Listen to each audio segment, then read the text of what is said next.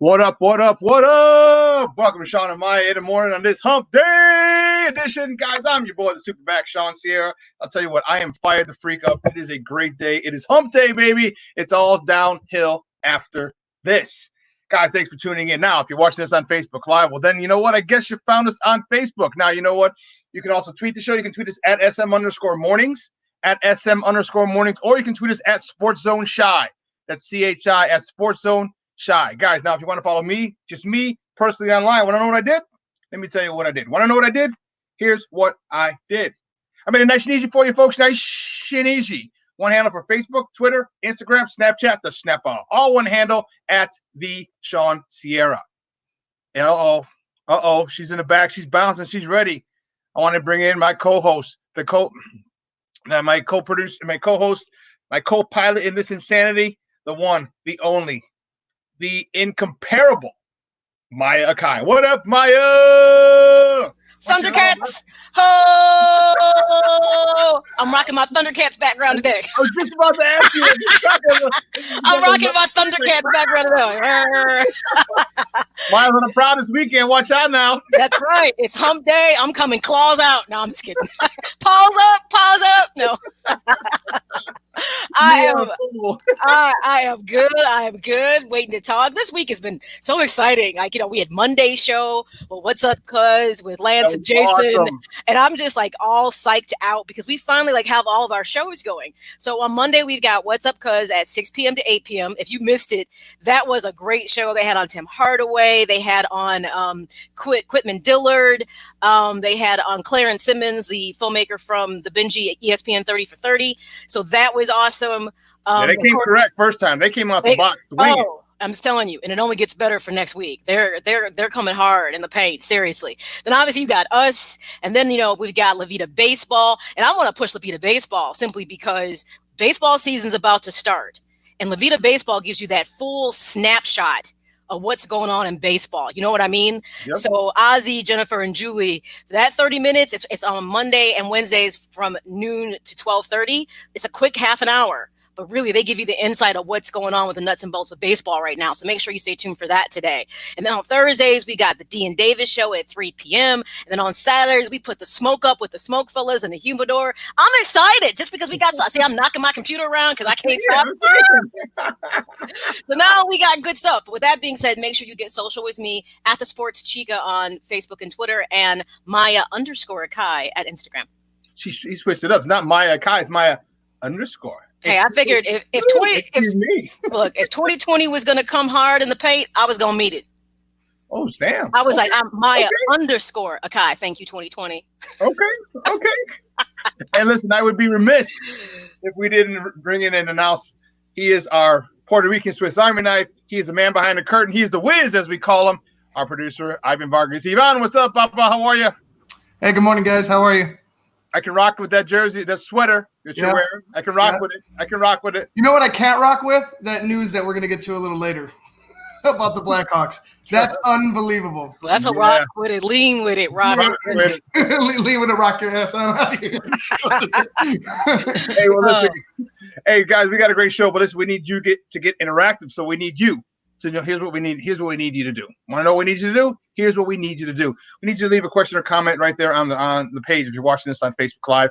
And then Ivan will post it up. And that's just a really dumb question, but I don't think we're gonna have any dumb questions. So text us. Leave it right there on the post. Now, if you're listening to us through the app, well, guess what? You can text us from the app. How crazy is that? Can't they do it, Maya? They should know that by now. They got to know how to do it by now. They got it. It's in every story. It doesn't matter what your platform is. We make it easy for you. You can just go to the website because we actually have kind of like a soft website for the app, so to speak. So there's so many ways to get it.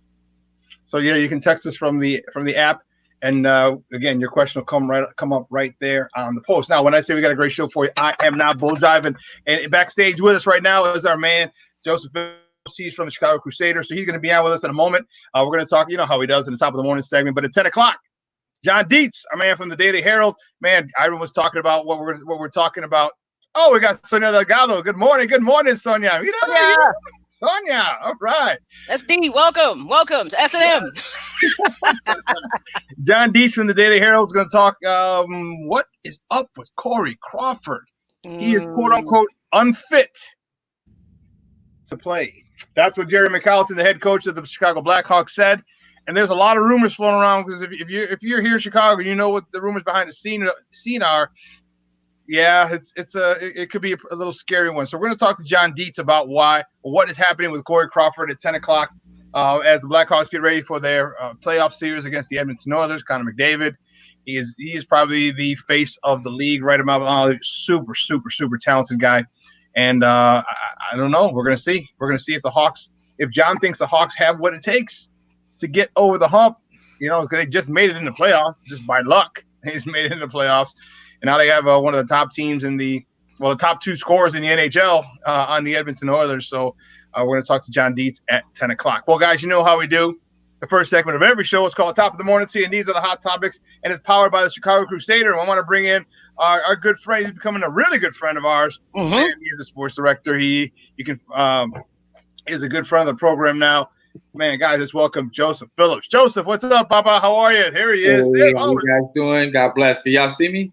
Joe G, yeah, we see you. Yeah, okay, we see cool. you. All right, yeah, it's a little dark in the background, and we're just out here loving it. Just glad to be back on the show. So Joseph G. Phillips, huh? Yes, sir. Yes, sir. Like JG. What up, JG? Well, man, I'm named after my grandpa, man. So JG, that's what my mom and dad did it. It's old school. I got 3 first names, so. See, you know what? There's an old saying: you never trust a man with 2 first names. But what's the saying about a man with 3 first names? 3 Pete, baby. There you go. You are from Chicago. You know what I'm talking about then. Right. Hey, how we doing today, boss? Everything good? Yeah, everything's blessed, man. A lot of changes taking place in my life, man. Grateful to God and just allow Him to continue to move. So I'm grateful, man. Good, right. Good. Well, the first top of the morning topic: Brian Urlacher. Brian Urlacher is part of a group. He has joined the J-Lo and A-Rod group to buy the New York Mets. Wow, your thoughts, Urlacher? I'm making moves from New Mexico over there, getting in the group. Oh, gonna be a baller over there. That's right. That's right. About it. What a difference some hair makes, right? Makes you think better. Keeps all that energy inside, opposed to letting it just all go out all the time. Yes. So yes, the group was headed up by Alex Rodriguez, Jennifer Lopez. Mm-hmm. They put in a reported $1.7 billion bid on the Mets last week, as you guys just mentioned. And while they were already known to be backed by Vitamin Water and Body Armor, co-founder Michael Rapole, as well as Florida Panthers owner Benny Viola, says that these recognized names will be a part of that group. Now, amongst them, which you just mentioned, it was Pro Football Hall of Famer Brian Urlacher, the linebacker, as we always call him, and former Cleveland Browns offensive tackle Joe Thomas, and Kansas City Chiefs tight end Travis Kelce. So hold on, that's my man's. That's a man's right there. That's a man's. There's no secret about me and Travis Kelce. Let's just be honest. There's no secret, and probably me and millions of other women. But with that being said, okay. Well, hey, I love it. Mike gets a little flustered every time you see Travis Kelce. He's like, yeah. So Urlacher, he's currently 42 years old. Recently inducted to the Football Hall of Fame in 2018. And played a brilliant 13-year career with the Chicago Bears and earned 2000 Defensive Player of the Year. So, hey, made $80 million in salary during his career, and currently now he's an investor. And as Maya said, he got the hair products going. He's the man now. Okay. I see where this is going. I'm not even sure who did it. But with that being said, don't play around with. You know how I feel about George Kittle. That's a love for me because that's close to my heart because that's a Hawkeye. So I'm I got lost eyepieces, just so you know. No, he's a Hawkeye. I'm a Hawkeye. He legitimately is one of the top tight ends in the game. Let's be honest. So the thing with Kelsey, and he's good. Those are two different conversations. Yes, that's an entanglement over there. Yes. Yes. So we're talking about George Kittle. That's the upstanding, respectable, yes relationship, and that's an entanglement with Kelsey. You called me. I own it. I'm bringing myself to the SportsZone Chicago table, and I'm saying it. I have an entanglement with Travis Kelsey.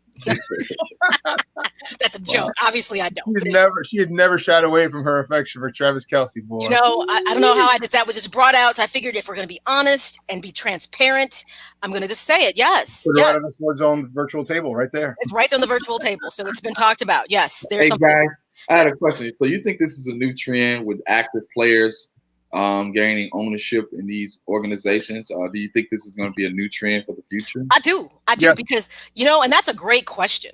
Because right now, if you think about it, for a lot of players that are at least getting, let's say, lucrative contracts, this might be a better investment than you go into the stock market, truth be told. If you can buy into the right team, often you have fan bases. That means you can also do a lot of marketing with the team. So not just for retired players or even entertainment. You said vitamin water. And to my knowledge, isn't that 50 cents? Or did he sell it? No, he sold that. He sold that for big time money. Yeah. So he sold it. Okay. So it was like 100 million. So it was like, hey, I think it's a smart move from an investment standpoint because you're buying into an established brand and a good market. So if I'm an active player, I'm seeing something here and saying, wait a minute, guys, why don't we start pulling some cash together and thinking about making moves like this? I think it's great.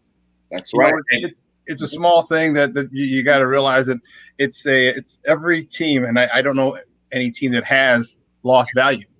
I don't know any team that has in any professional sport. You're dealing with billionaires here. Okay, the majority of the owners are like singular, or if they're not, they're all billionaires. And the last I checked, billionaires will become billionaires by losing money on a regular basis. And so when you have a whole group of billionaires, they know how to make money, and their product makes money. So I think it's going to be a new trend. I do as well, just like Maya, because it's literally like printing money for these guys. And now you talked about Maya mentioned the contracts. These guys are getting crazy.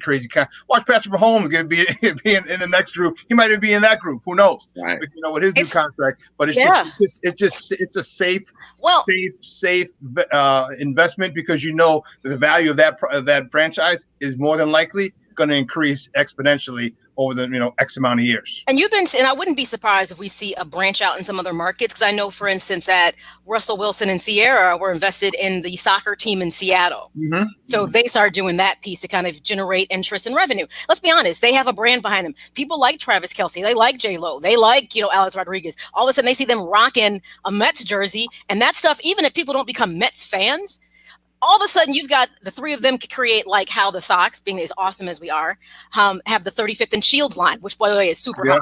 That line, it's hot. It's hot. You can't beat it. The Mets can create a very similar brand, and all of a sudden you get people, they'll be like, oh, that's hot, I'm going to rock that. It doesn't mean they're even a Mets fan, so to speak, but you're generating revenue because you now have a marketable product simply by apparel. So, I mean, let's be honest. We live in a very flaky society. Right. People will rock a jersey even if they don't care for a team because it's fly. They're like, oh, I'm hot. I'm wearing this. I'm not a Mets fan, but look at the jersey. Right. You know what I'm saying? So didn't Jay-Z just sign with us a soccer club with the EPL, with the European Soccer League? English Premier League, yeah. Yeah, he's now doing, I think it's an Italian team. And so now he's going to, pretty soon you're about to see Jay-Z in a soccer club jersey. And guess what? It's going to be fly. And all of a sudden, people are going to start wearing it. Are they going to become probably big soccer fans? Probably not. But the gear is going to be hot. The swag is definitely going to be hot. Let's keep that real. If Jigga's wearing it, that swag is going to be hot, and it's going to be hot off the presses. Beyonce going to be wearing it. Blue going to be wearing it. And, it's all of a sudden everybody going to be wearing it. Hey, well, that's good. Listen, guys, the next top of the morning topic. Ooh, Ivan, we might want to bring Ivan in for this one. Corey Crawford was not at Blackhawks training camp. He has been ruled, quote unquote, unfit to play, according to Coach Jeremy Colleton. And it looks like they're going to move on through the playoffs without the two-time Stanley Cup winning goalie, Corey Crawford. Man, Joseph, what is going on? Wow. Well, I've been watching this progressively take place since their third Stanley Cup. The Blackhawks won their third Stanley Cup. What was in 5 years? Yeah. So, well, 15. I'm sorry. So here's the deal. Crow, as they call him, he's been declining, and I guess he's been taking a lot of injuries, body shots, I mean, some of the stuff, it looks like, look like the in the game board operations, like, you have the different body parts, like fractures and everything. So I'm thinking his body is starting to break down. Now, in regards to this, I was reading that they were telling us that there were 40 players on the Blackhawks training camp roster that was released on Monday, and every one of them was on the ice for the first practice except for one, and that sole player was Corey Crawford. So with that being said, it says due to the new regulations concerning the reporting of player injuries or illnesses during the epidemic, there wasn't much that head coach Jeremy Colleton was able to say. He says, quote, "Today is Corey unfit to play or participate." And then he went on to say, in addition to that, I don't think he was in the condition and shape that the coach wanted him to be. So I don't know if this is on Corey's part or if it's just from an injury perspective. Ivan, I know you're really sad about it as well, buddy. Yeah, it is really sad. Jersey you're wearing, buddy? No, I know. I got a cane around, but it is really sad though. Because the guy's he's a Stanley Cup champion. We remember those playoff runs, and we remember the things that Corey did. He pretty much was standing on his head half the time. You know what I mean? He would pull some things out of his behind that you'd be like, oh my God, and you love him for it. Even the drunken tirade at the parade. You know what I'm saying? Like we love all of it, but to show up unfit to play. Your mind's not in focus on hockey. Your mind is somewhere else. Your mind's retired. Like you're done. Knowing that this could start up again, knowing that they're going to start up again for months, you weren't prepared physically. I mean, now, granted, we don't know what unfit to play means. It could be anything. But in my mind, if you're unfit to play, that means you're not in shape, you're not conditioned, you're not ready to go right here, right now. And that to me, that just proves that Corey's done. Corey was done when they stopped the season. Corey was done. I mean, let's put this in perspective. We say he was done when they stopped the season. Mm-hmm. I kind of felt like Corey Crawford had come to the end of the road when we started going through all the issues with the concussions. Mm-hmm. Let's be honest. Being concussed has a long-term effect. I've known people that have been concussed and literally took them almost more than a year to get back to being able to go back to work, so to speak. So we can't keep out of our minds that this might be tied to the fact that it could be an issue with the concussions. And let's be honest, maybe he has sat back and reflected on, remember we talked about having that conversation about, is this worth you risking your long-term health and life? Because we've seen how concussions can deteriorate, obviously, the quality of life over time. We talk about CTE, which is something you can't even diagnose until a person is technically deceased. So you need to do an autopsy and look at the brain, and then you see the level of damage that then equates to CTE. So with that being said, maybe he sat back with his significant other. Is he married yet? I know he had a girlfriend. I'm not sure if they're married. I know they have a kid. That's right. Yeah. So I'm not sure if he put a ring on it yet. Mm-hmm. So with that being said, I wasn't trying to overstate, but I knew there was somebody and they have a child. Maybe he started thinking about, I'm not sure if I want to keep doing this. And let's be honest, that break with COVID gave him more time to reflect on it. So let's be honest. I mean, maybe he's not game shape, because let's be honest, as a goalie, I mean, it's not like, how can you stay in shape realistically for hockey besides the fact that you're physically in shape?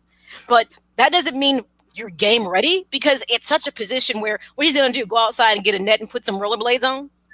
I mean, what is he going to do to try to stay ready, to be game ready at that level? So I think it's more than he's just not physically ready. I think maybe emotionally he's not there. I think mentally maybe he's not there. And it's a collection of those things that makes him not prepared to get on the ice, to make them to be the best possible goalie they have to put on the ice at this time. I think it's not just physically. I think no one ever wants to say you're not emotionally and mentally ready. God forbid you say that about a man. You guys are not emotionally and mentally ready to do something. That's my opinion. I think this is a totality of him and long-term things going on with him, is how I see it. I think I'm going to go a little further than that. I don't think it's physical, that at all. And listening to the interviews and listening to what they're saying, they're very defiant, and they're saying we got to move on, because if it was a concussion situation, they would say, hey, listen, most of the time, I shouldn't say most of the time, because hockey's very They play things very close to the vest. But I think it would be a situation where that might be brought into the public. And we know, if you're in and around Chicago, then Corey had some other issues.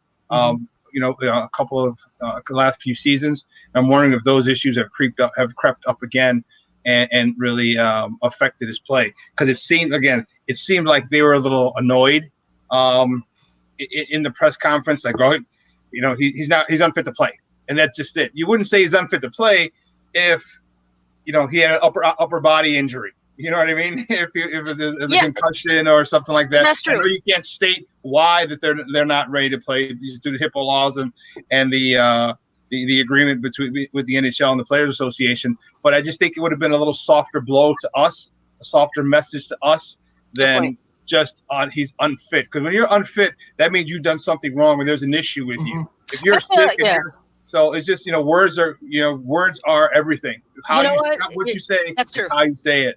I agree with you on that, Shawn. I think it's they may have decided they're ready to move on. And I think what they've realized is they can't do it the way they did it with Coach Q, which is they should have ended that relationship should have ended at the end of that previous season, not let a new season start and put him on the ice. And you're right. Maybe they've decided they're ready to move on past Crawford. So opposed to even bringing him back, you know what I'm saying? They're like, let's just go through this. Whatever happens, happens. But now we've put him on the back shelf. He's not present. So no matter what happens with this season, we kind of begin to distance the fan base from him. So that'll make the decision a little bit easier down the road when we decide to cut ties. And if we're right about this, they cut ties probably at the end of this season. And he end up either going someplace else or he retires. One of the two. Yeah, he's at the end of his contract year as well. So I highly doubt they're going to re-sign him. It doesn't help though, like that we're going into a playoff without a Robin Lehner, or that who they traded away, and now you're going to, like, we were thinking we were getting a 2-time Stanley Cup champion in a Corey Crawford, who's a vet who knows how to who knows playoff hockey, and now we don't. And now what do we have? A Colin Delia, a rookie who hasn't started one playoff game in his life, but. This is the best time ever. See, COVID, these are those seasons that have asterisks next to them. You want him to cut his teeth at this level because, let's be honest, the Blackhawks aren't even supposed to be here. Yeah. They got in by accident. Let's be honest. They're playing with house money. They're playing with house money. So right now, why waste? And here's what we got to stop doing as fans. We like to do this. We got to step back and look at this purely as objectively as we can. He was a 2-time Stanley Cup winning goalie. We're not focused on that. You're trying to win more Stanley Cups. With that being said, we respect what you have done for us in the past, but sometimes you have to be willing to have that changing of the guard. And this might be that moment that it's the changing of the guard. And here's the thing. Nobody expects for the Blackhawks to go deep into the playoffs. They don't. They're not supposed to be there. So why wouldn't you give the rookie goalie this opportunity to kick his skills up to the next level? It's a win-win for them. It sucks for Crawford. Yeah.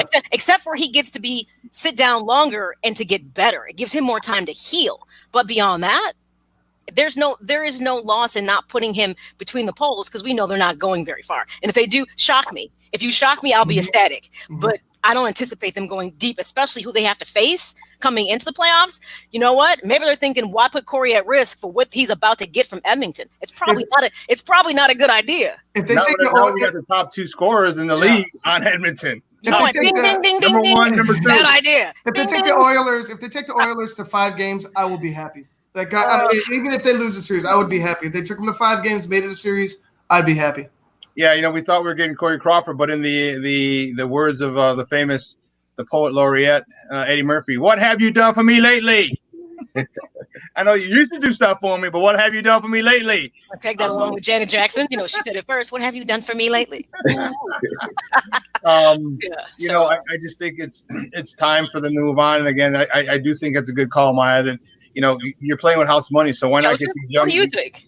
I mean, you know what? I guess it's no better time to make that announcement because before everything kicks off, I don't know if that's going to leave over a roster spot. Maybe you can pick up a veteran goalie, on the Heat. I don't know if there's anybody out there with that experience that can actually come in and fill a role or try to rejuvenate their career. Or you maybe can reach down to the minors and surprise us. You never know. Somebody down there that's playing well can come up and make an impact against one of the top teams in Edmonton. you're one of the top teams. You're right, and the 2 top scorers in the NHL, and that's a huge thing. And the Blackhawks have had a very spotty defense the last couple of seasons, and I'm really concerned. I mean, offensively, I think the Hawks can go at it with anybody, but defensively, that's been their Achilles heel for the last 2, maybe even 3 seasons. 3 seasons. The last 3 seasons, that has been a big issue. And I don't care, you can't continue to have your goalies peppered with 35, 40 shots. Not in a playoff game. Right. Regular season is bad enough, but not in a playoff game where every single shift matters. And if you keep having these goalies peppered, they're going to find the back of the net at some point. And I don't know if the Hawks have that much firepower to hang with an Edmonton team. As I said, the team with the top 2 scorers in the NHL. You don't want to get in shootouts, and not with this team. So I wish Colin Delia the best, and whoever else they have taken over him. Who is it? Malcolm Subban and Delia, and was it Kevin Lankinen? Those are the 3 guys they're going to have in there. So good luck to them. I hope Delia gets the nod, because we've seen him already. So we've seen that he has some talent, he can play. But yeah, right now is the time for somebody to step up. One of those 3 guys to step up. You want to make a name for yourself. You want to get a contract, get that money. There you go. You want to get that money. Here's where you make your name. Here's where legends are made in the playoffs. And if you even if you do lose and get swept, but you stop 40 out of 45 shots or 42 out of 46 shots, like, whoa, this guy's got some. This guy's got what it takes in pressure situations. I think we might need to sign him to a deal. So this is a good opportunity for these 3 to get it, and I think it might be the end, unfortunately, for Hawks fans. I don't want to say it, but I have to. This might be the end of Corey Crawford, the player, and definitely as a Blackhawk. Prepare for it. It's coming. I mean, just get ready for the breakup. It's about to happen. But the thing is, it doesn't have to be as ugly as it was with Coach Q. Because remember, this is the end of the contract year. So it's not like we know he's not coming back. Let's just already state that. We already know. So whether he played or not, no matter how this season ends, this is it for Corey Crawford with the Blackhawks. So let's just show him respect. It's better for him to be healthy than to get injured in this season and not be able to move forward come next season. Shawn and Maya, can I pose this question to you real quick? Yes.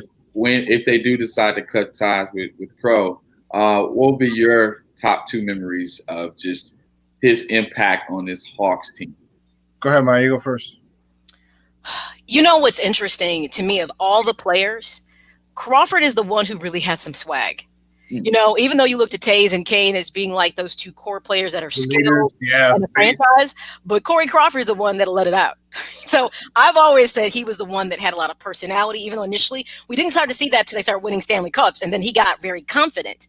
So for me, it's always been, he may not have been the face of the Blackhawks, but to a degree, he kind of had that voice, that piece of having a personality. So of all their goalies, there was no one really like that. I mean, if you think about Niemi, you think about Happy Bulin, Corey Crawford's probably been the most charismatic one we've actually seen. And we don't expect goalies to be charismatic necessarily. So for me, that's how I'll remember him. And it's like collectively, the thing is, when it was in the net, though he had the style where sometimes he'd come out further than I'd like for him to, I have to say he mastered that really well when he was at the top of his game.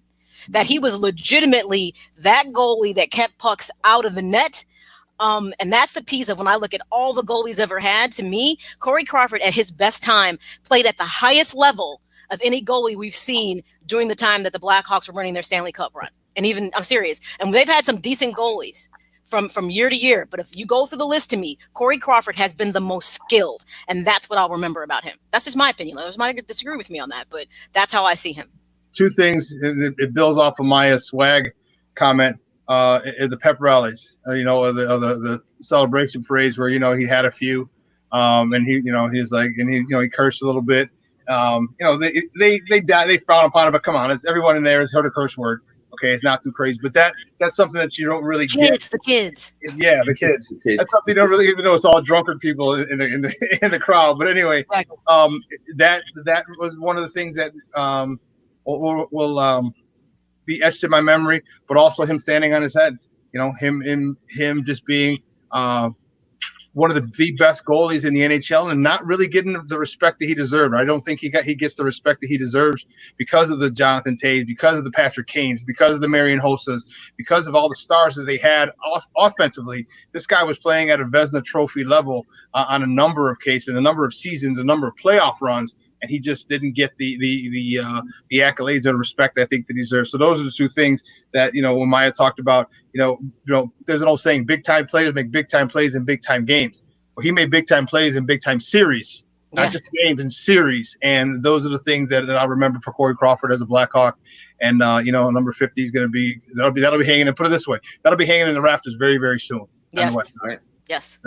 Well, listen, we got to take a quick break, and on the other side of the break, we have more top of the morning topics. So don't go anywhere, folks. Keep it locked right here. Shawn and Maya in the morning on SportsZone Chicago. Quicken Loans presents the Sports Flash, driven by Jeep on 1330 and 95.9 The Zone. NFLPA Vice President Sam Acho joined ESPN to share his view of negotiations between the players and the league on a return to play. The NFL desires to play games. I think a lot of Americans want to watch football. And so there's this mindset of we are going to find a way to fit the coronavirus into our football schedule. I think that mindset should be flipped. I think we should be trying to fit our football schedule within the confines of the coronavirus. And I think that's the discussion that needs to happen. Yes, we're looking at other leagues, but it's almost like we're looking at them through our rose-colored lenses of saying this is going to happen one way or another. And I think when it comes to bargaining, when it comes to trying to come to an agreement, when it comes to trying to get everyone not necessarily on the same page, but moving forward together in the right way, I think those are honest conversations you have to have. Blue Emu promises no chill, no burn, no odor, just what you need to soothe tired muscles and joints. The Sports Flash is driven by Jeep. Chuck Sanders, 1330, 95.9 The Zone. Hi, this is Jay Farner, CEO of Rocket Mortgage. Making the right financial decisions has never been more important. We can help guide you to those right decisions now, when they matter most. Mortgage rates are near historic lows, so when you call 8338-ROCKET or visit us at rocketmortgage.com to start your refinance, you'll be well on your way to saving money every month. The rate today on our 30-year fixed-rate mortgage is 3.375%, APR 3.59%. Right now could be a great time for you to take some positive financial steps forward with a cash-out refinance from Rocket Mortgage, which could give you the boost that you're looking for. In addition, we may be able to help you refinance with little or no out-of-pocket costs. At Rocket Mortgage, we're committed to every client, every time, no exceptions, no excuses, giving you the best mortgage experience. Call us today at 8338-ROCKET or go to rocketmortgage.com to learn more. Rates subject to change. Pay 1.875% fee to receive this discounted rate. Call for cost information and conditions. Equal housing lender. Licensed in all 50 states. NMLS number 3030.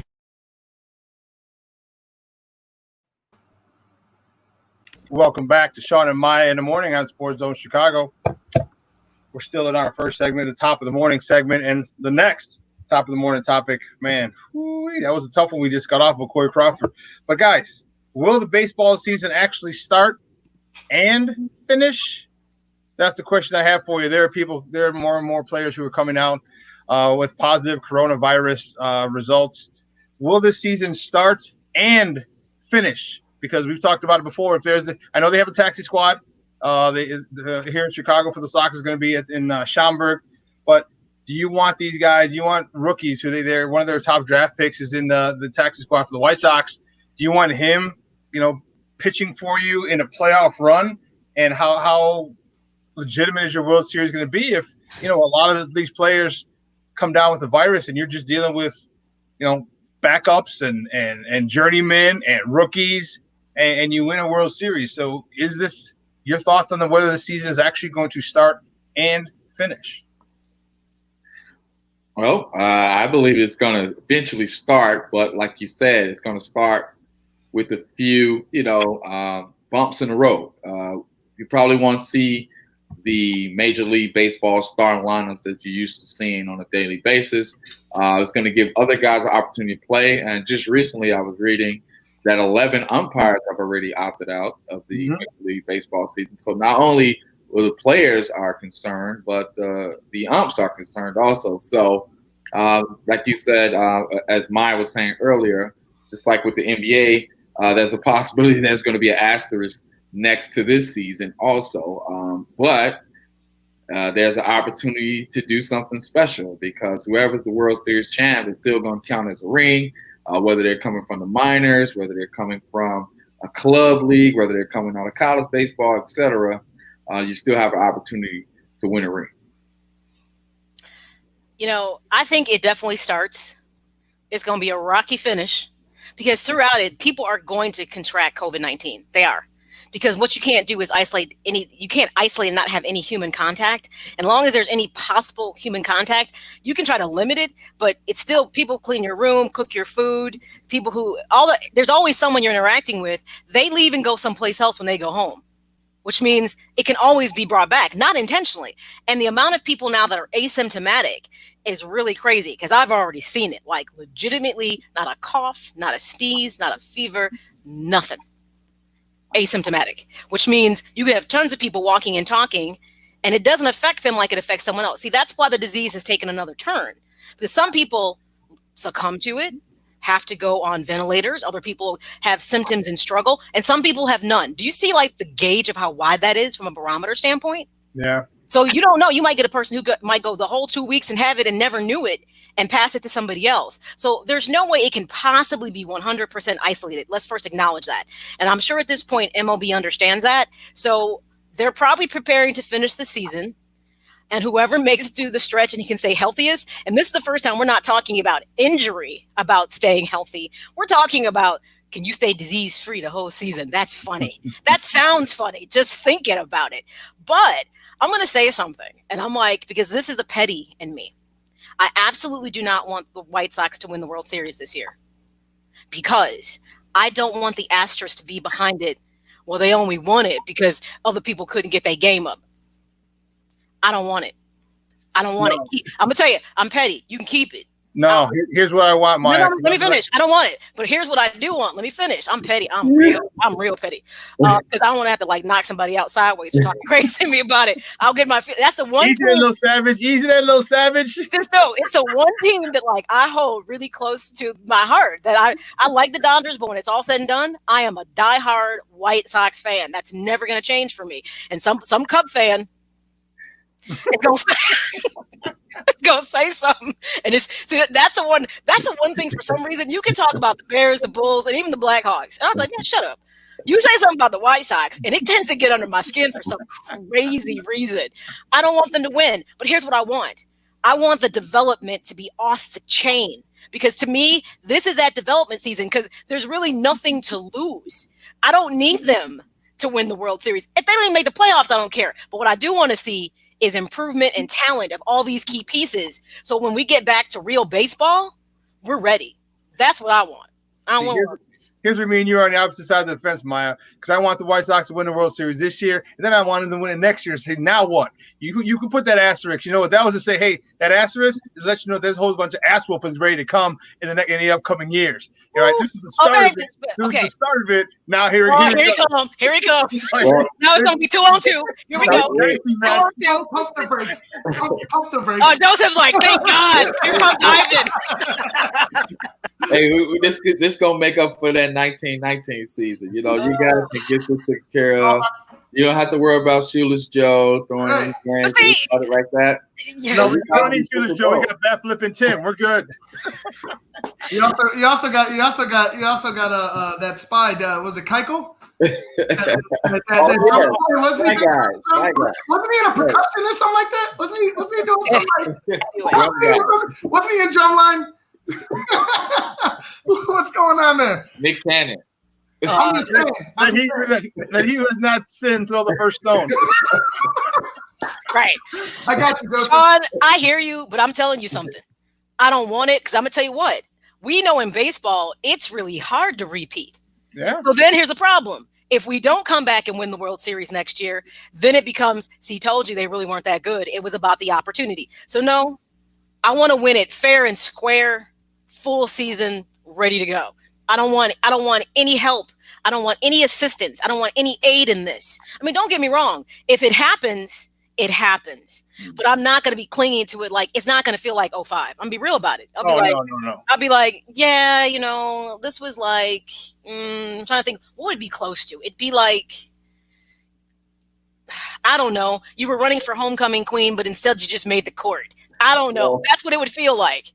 That's all. I mean, it wouldn't be a really. I'm gonna take it and I'm gonna celebrate. Absolutely. I was about to ask. I'm gonna celebrate. What? So it'd be like a diamond. It's like, I guess it'd be like, I guess I compare this a diamond ring versus what they call it, a ruby zirconia. Like cubic zirconia. Yeah. You want the real deal. You don't want anything. Even though sometimes it can give you the same shine. No. That's not a good example because if you show up with a cubic zirconia, we got a problem.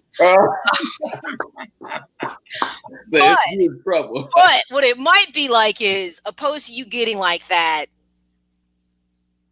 4-carat platinum engagement ring, right? You get like maybe a 2-carat gold-plated platinum ring. Yeah, or promise ring, right? And so it's like you still got a little ice. You didn't get the platinum, but they go ahead and they shined up the gold to make it look like platinum, kind of thing.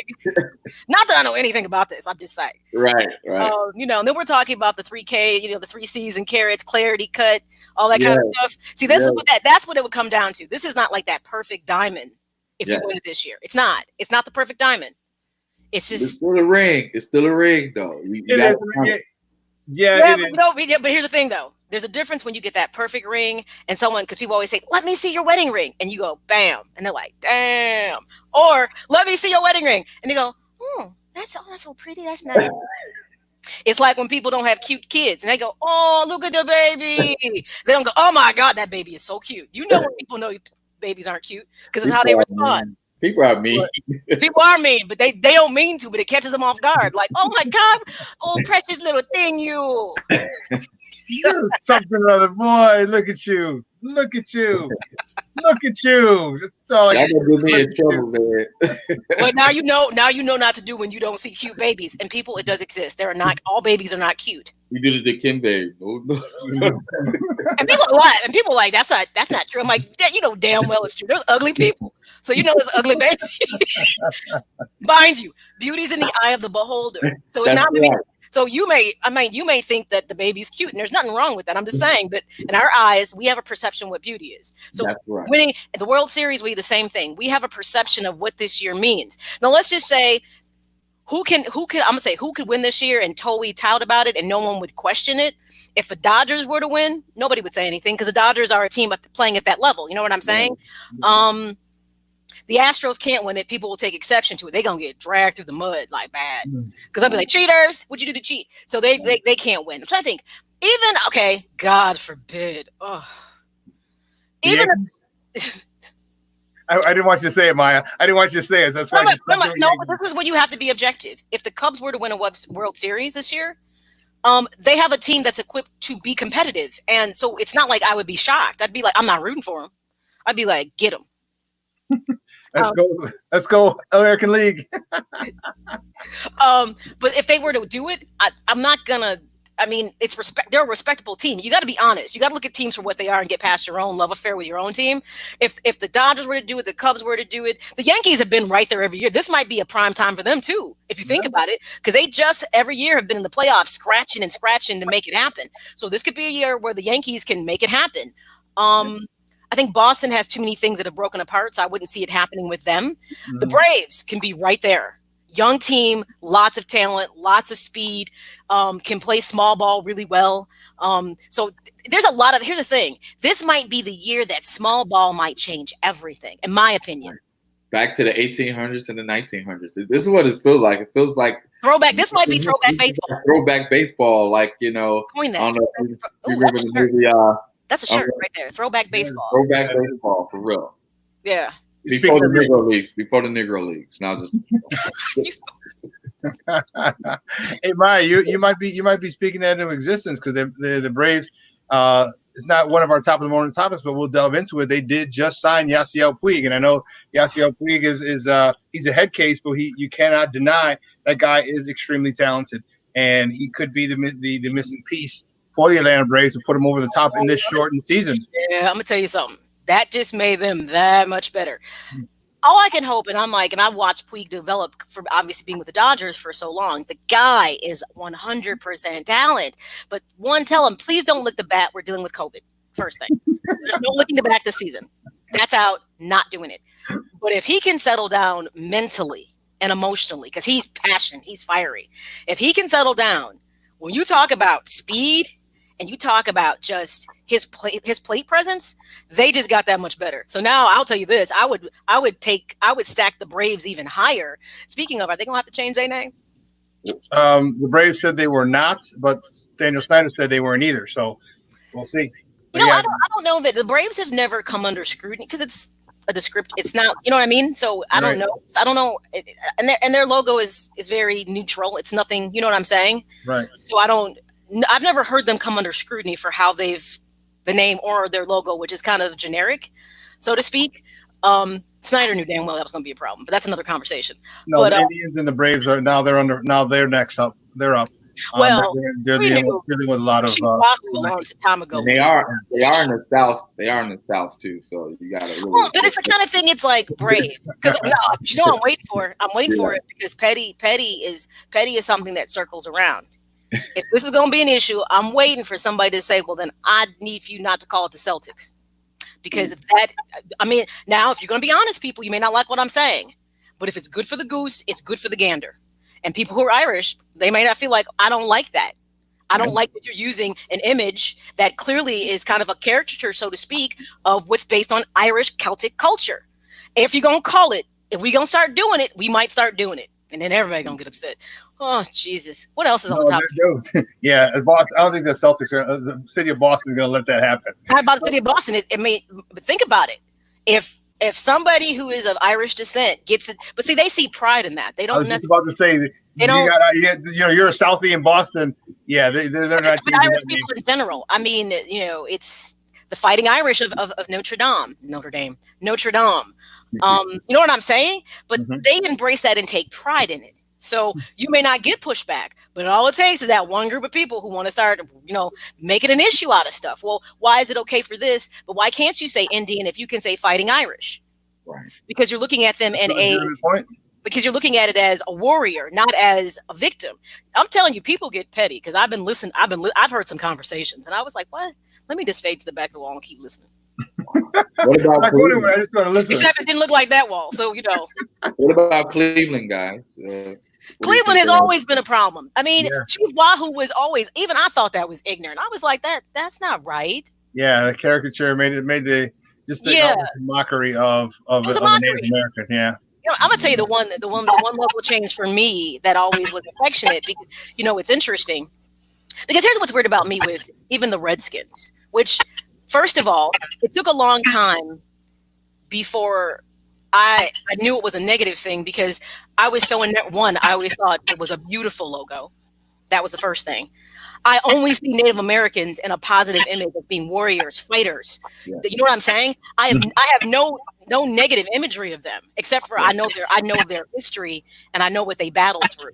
So for me, when I thought someone was in your logo, you were seeing warriors. You know what I mean? And I looked at that, and even though it is a slur which I learned down the road, I was like, it's also a descriptive color, but it's wrong.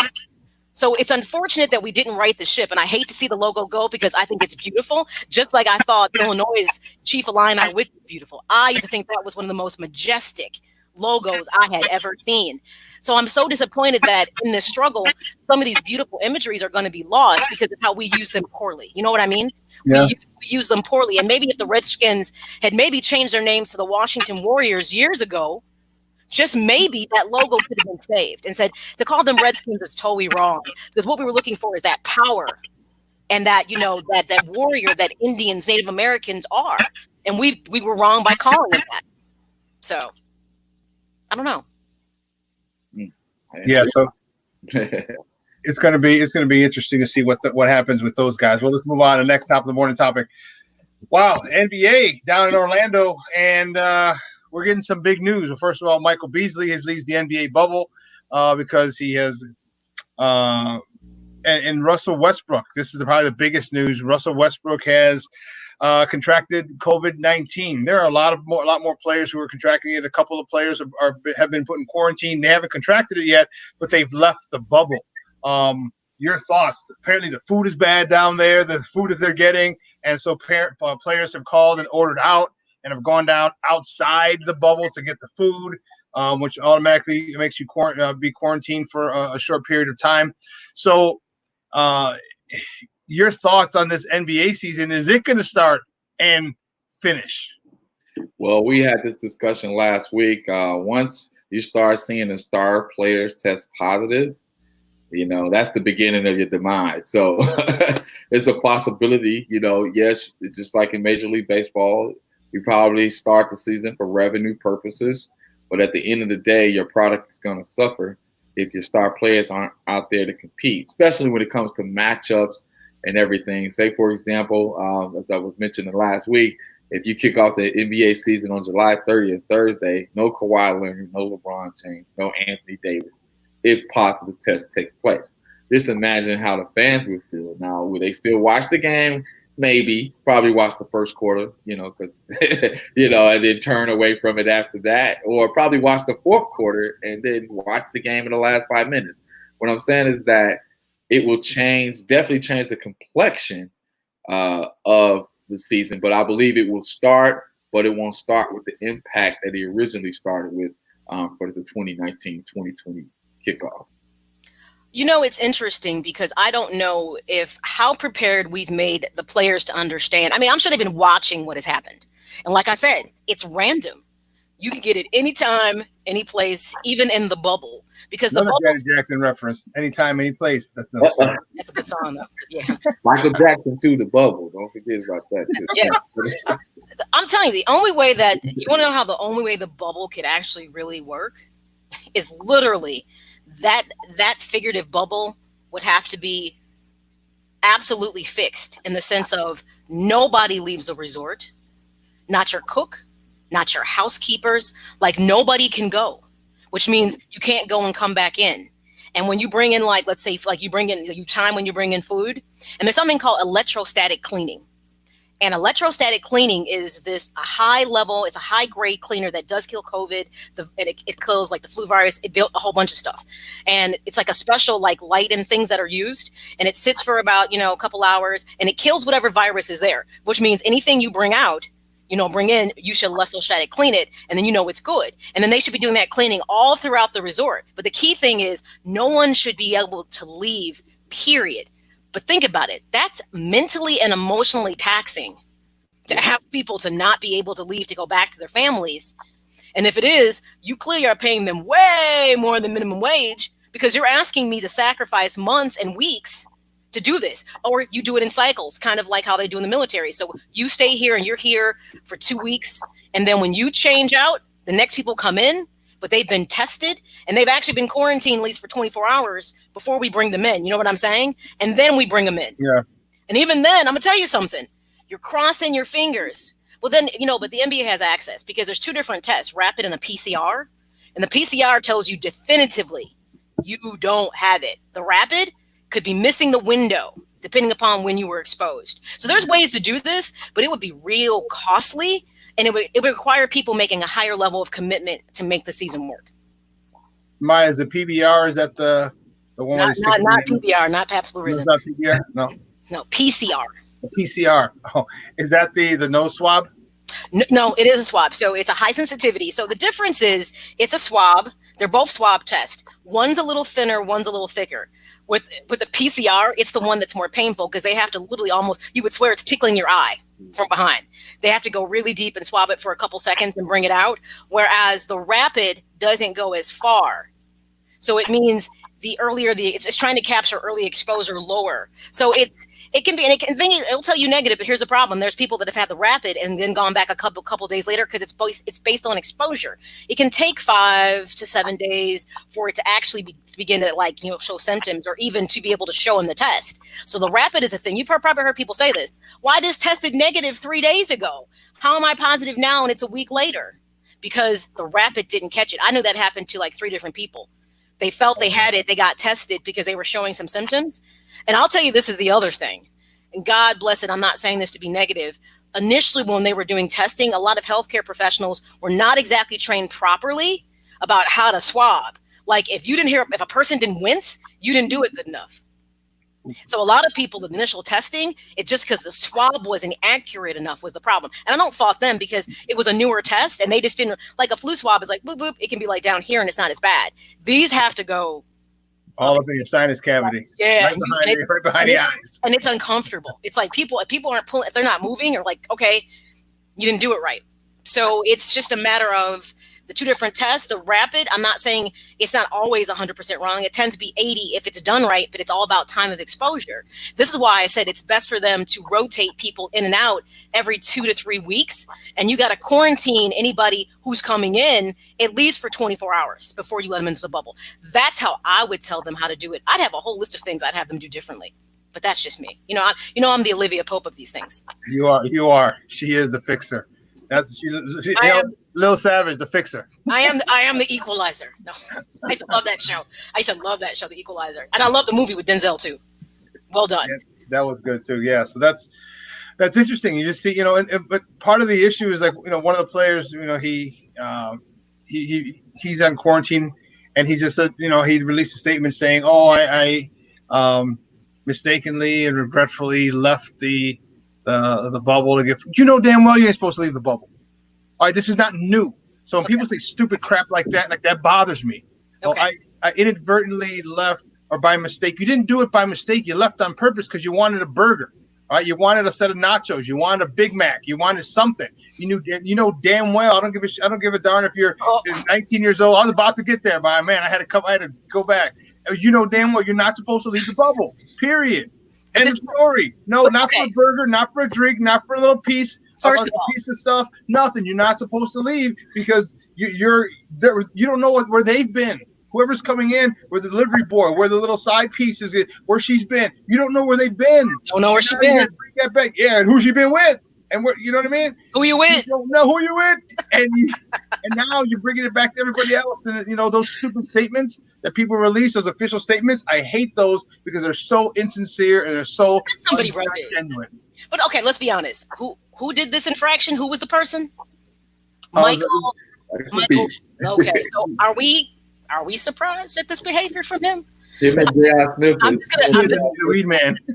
I'll tell you, based on who it is, based on his pattern of behavior throughout the NBA and so, I'm not shocked that he would do something so absolutely irresponsible and selfish. I'm not surprised because trust me, when you came into the bubble, you were told. Now, I don't know if they told people, for instance, can you bring your family? It may not be a bad idea for some people to be able to have that comfort.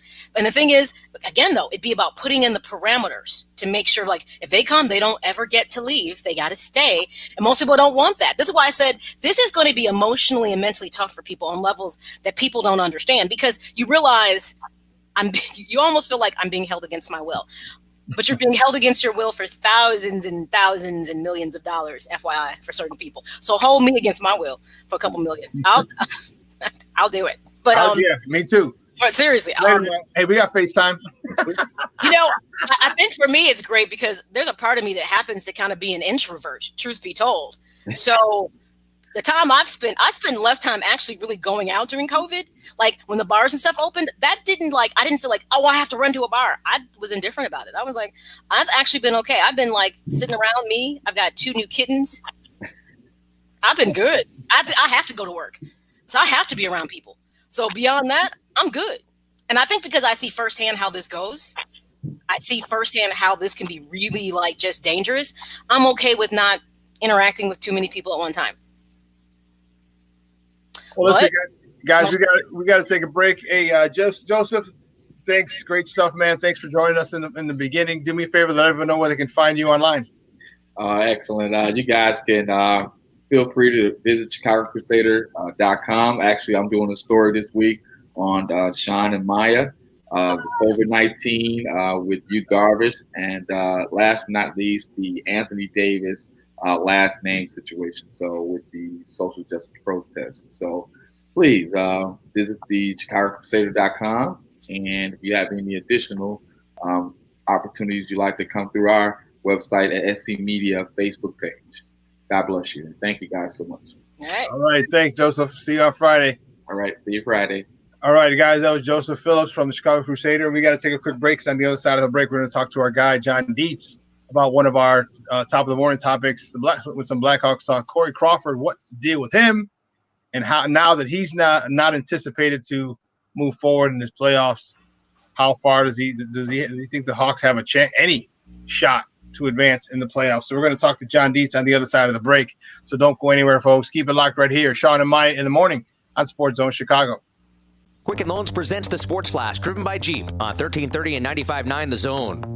NFLPA Vice President Sam Acho joined ESPN to share his view of negotiations between the players and the league on a return to play. The NFL desires to play games. I think a lot of Americans want to watch football. And so there's this mindset of we are going to find a way to fit the coronavirus into our football schedule. I think that mindset should be flipped. I think we should be trying to fit our football schedule within the confines of the coronavirus. And I think that's the discussion that needs to happen. Yes, we're looking at other leagues, but it's almost like we're looking at them through our rose-colored lenses of saying this is going to happen one way or another. And I think when it comes to bargaining, when it comes to trying to come to an agreement, when it comes to trying to get everyone not necessarily on the same page, but moving forward together in the right way, I think those are honest conversations you have to have.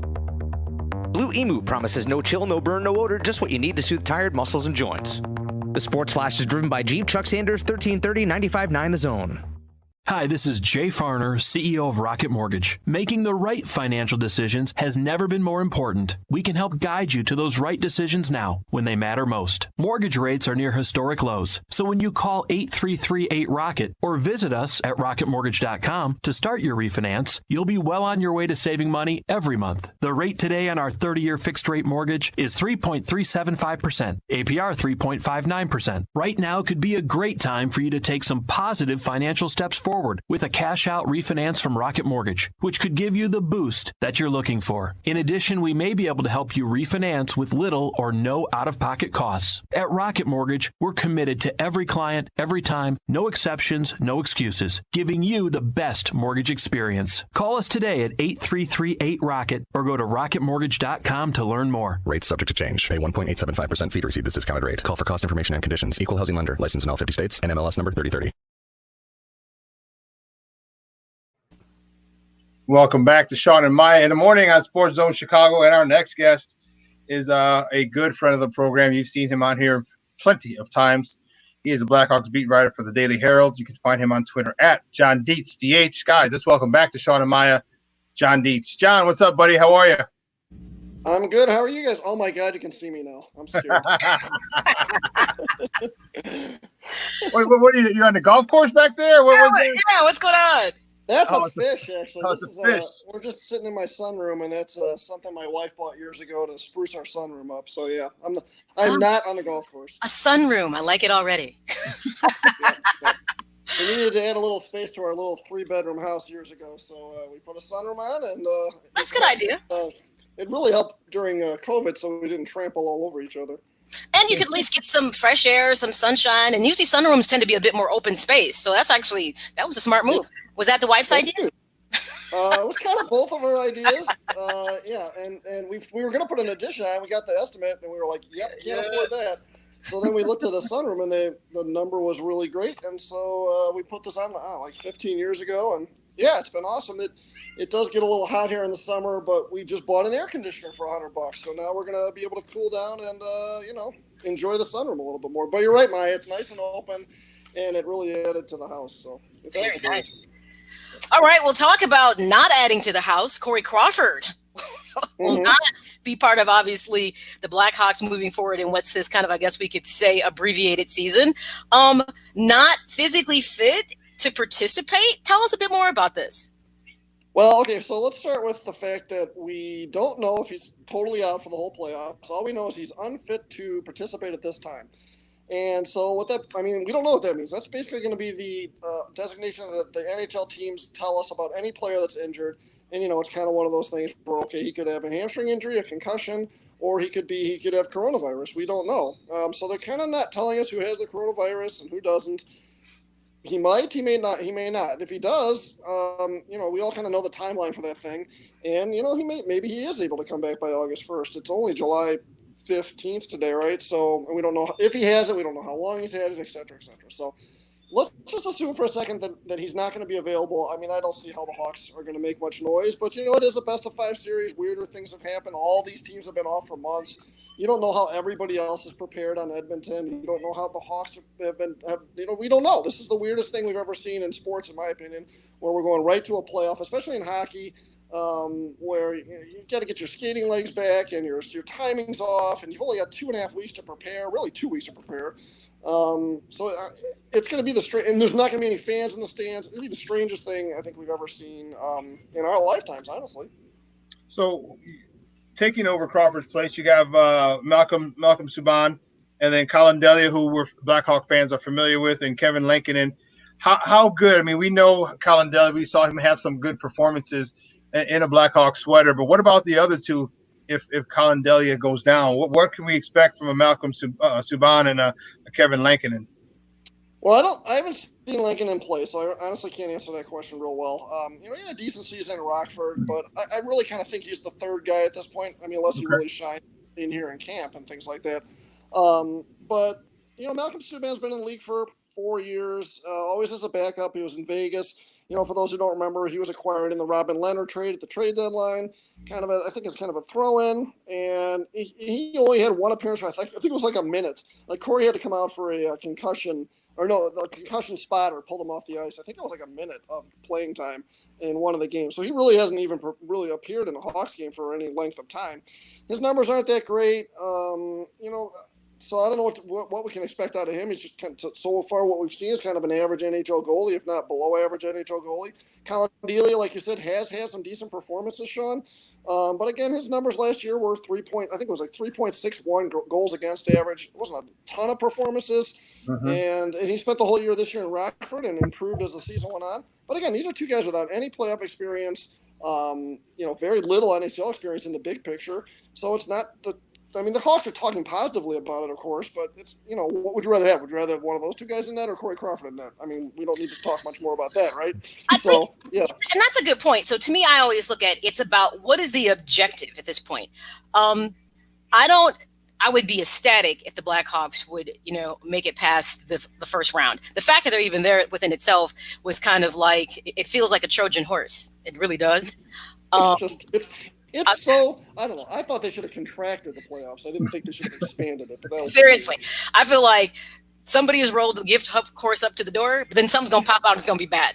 And that's just how I feel about it. So I kind of feel that from an objective standpoint, the fact that there's this kind of ambiguous thing about explaining Corey being unfit, and I really don't think it's COVID, because but to me, why be secret about something that obviously is not a secretive disease? If he has it, he has it. If anybody has it, they have it.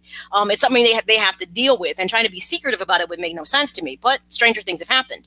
But the piece that I think is interesting is it becomes an opportunity to use it as a development piece for these goalies, you're right, that do not have playoff nor really NHL ice time. So it's kind of trial under fire that Colleton gets the chance to develop these goalies, and obviously what could be, I guess, a very interesting and high pressure situation, because if you don't go forward, okay, it doesn't matter, but they got some game time at a very high level. But if they do, it's that next step that they need. So if Crawford, this is a contract year and we can all anticipate he's not coming back, why waste the time on him if you don't feel like he's your future? That's all pretty good points, Maya. The one thing I'll say about the why wouldn't they disclose the coronavirus? All I'm going to say there is that I believe all the NHL teams are going to come out with the same exact line. He's unfit to play. So again, we don't know whether that's an injury or whether he has a coronavirus. But no, you make good points. I mean, these guys, if their plans are that Corey isn't going to play next year, I don't know. I'm just trying to think it in my head. If he was healthy, if he's 100% healthy and he was ready, there's no reason the Hawks wouldn't throw him in net and try to make an unlikely run. I hear what you're saying on the experience factor for these guys, but this experience, my fingers in here, this experience might be like, 3 or 4 games. I mean, what is that? That's not really. I know, but I think it's kind of like perhaps they feel a little guilty. And they've learned something. No. Well, no. When I say guilty, I only say this in a small way. Okay. You know how you feel like there's always a changing of the guard and there's certain pieces of the puzzle you want to get rid of? They did a poor job with how they decided to get rid of Coach Q. They should have ended that at the end of the previous season and not allowed it to flow into a new season, and it got real controversial. Agreed. So the coronavirus might have given them the perfect opportunity. If you're severing ties with Corey Crawford, don't even put him in the mix. Use your young guys.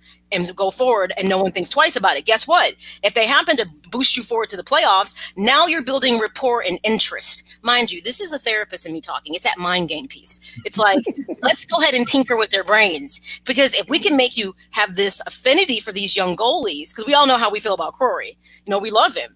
But if we can create, wow, they won and we made it past the playoffs, all of a sudden now you're building a new rapport with these young players, so to speak. I don't know. I think there's motive behind this. And you're right. The unfit, it's like the upper or lower body injury. Well, there's a whole lot of bodies. So what the hell does that mean? Right, exactly. I always wonder, like I said, what is the hand? Is the hand the upper body or the lower body? Just That's true. Yeah. True. Very true. Yeah. Guys, we're joined by John D. from Maya, we can speculate on all that, and you're free to, trust me. But all I can do is say that I think if Corey was 100%, he'd be in that. So Okay. That's all I can go on that. Yep. Okay. That's fair. Guys, we're joined by John Dees from the Daily Herald, talking a little Blackhawks hockey right here on Shawn and Maya in the morning on SportsZone Chicago. So what do you really expect now without Corey Crawford, with the top two scorers in the league on the Edmonton Oilers? Is this quick and painless? Probably. if we want to get honest. Next question. I mean, again, we don't know how these teams are prepared. We don't know how everybody's going to look. It's going to be a bizarre situation. Maybe the Hawks come out and steal game one. Patrick Kane zips up and down the ice, scores a couple of goals. I mean, I will tell you, Duncan Keith looked fantastic. It's only practice, right? But he looked fantastic. But again, I still look at the roster.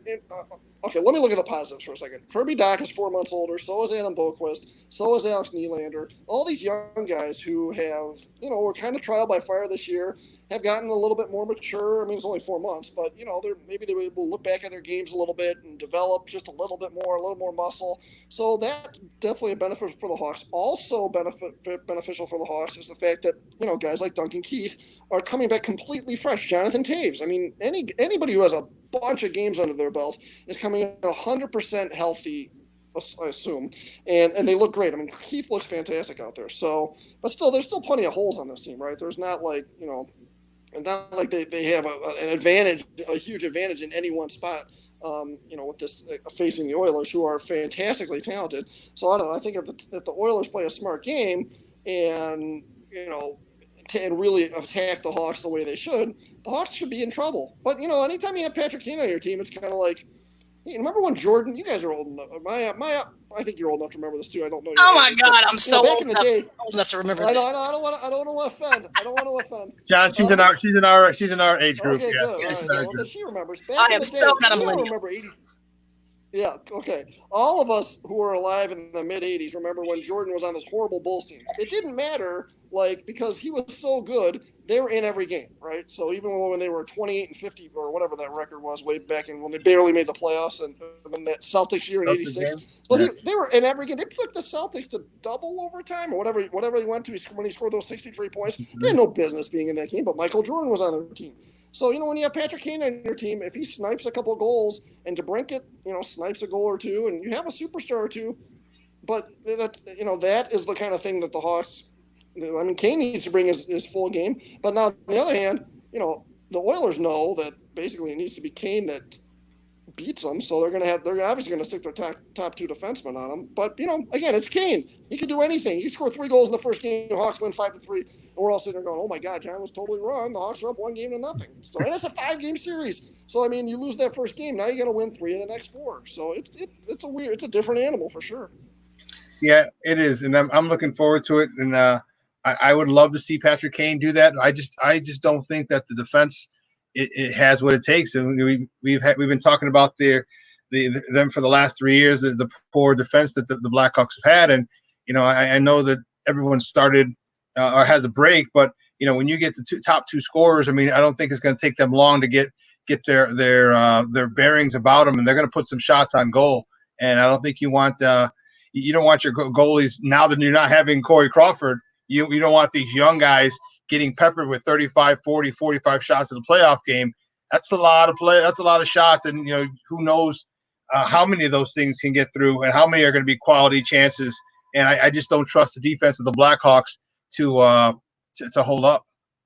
No, I agree. I mean, I was going to say that when you're throwing the numbers out there of shots, it's like, yeah, not only maybe 40 shots, but maybe 15 of them are like fantastic shots, right? Well, we all know shots are come in different shapes and sizes when it comes to hockey.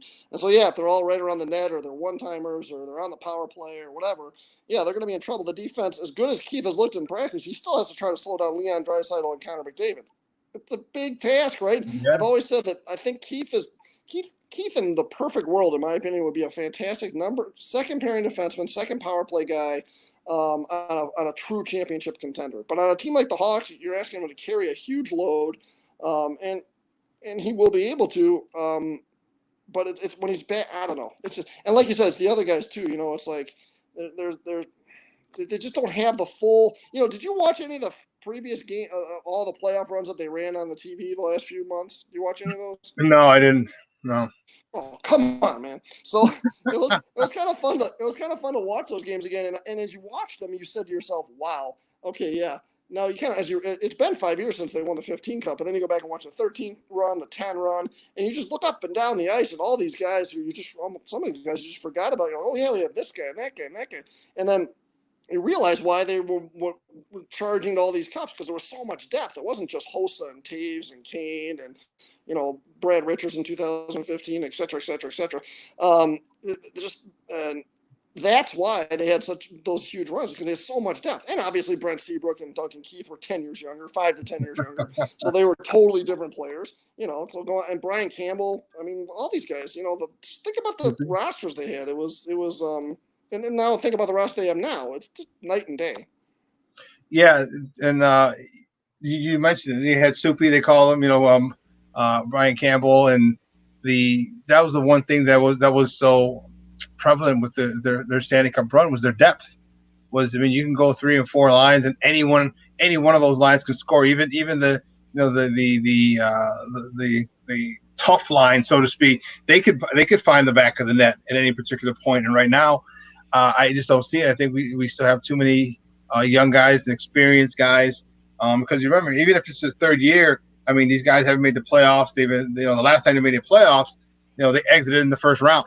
So it wasn't, there's not a lot of playoff experience except for that core group, which has been shrinking and shrinking and shrinking. And now you're getting other fringe players around it who, if they have playoff experience, it was a quick exit to Nashville. And it's if you have playoff experience, then you have guys who don't have playoff experience with the Blackhawks. So it's a long road, and I'm not feeling confident, especially now that Corey's most likely not going to be there. I'm just not feeling confident with the Blackhawks in this first round against the Edmonton Oilers. Yeah, you bring up a good point about the fourth line and things like that. I always go back to the fourth line the first year I covered the Hawks, which was basically Andrew Shaw, Andrew Desjardins, and Marcus Kruger. And Quenneville sent those 3 guys out to shut down the other team's top line. Like, think about the Hawks' fourth line right now, which is basically, they have David Kampf and, Matthew Highmore, and they had Philip Kurashev out there yesterday. Those guys are not going out there to shut down Connor McDavid and Leon Draisaitl. So that's the advantage the Hawks had back then. They had all that depth. They had a fourth line like that. They could go out and bang guys and keep top lines off the score sheet, and that freed up the Hawks' top lines to go out there against lesser lines. And that's not the Hawks team anymore. So I don't know. I would when I predict this series as we get closer to it, assuming that Corey's not ready. I'm probably say Oilers in 3 or 4. I don't know. We'll see.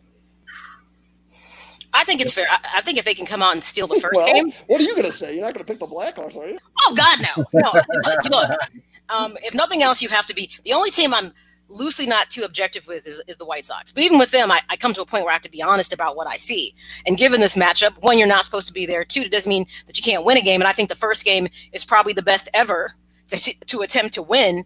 But I feel like once the Oilers find their rhythm – I don't see it going past that, because we have too many glaring deficiencies, especially defensively, that have been going on for a couple seasons. This is just not the time, and nor have they had the continuity to attempt to fix them. So I'm with you on this. I'm going to go with the expert opinion. You say it, I agree. Okay. Well, that's good, Maya. See, we're all coming together here. It's a very nice discussion, and we're all agreeing on everything, basically.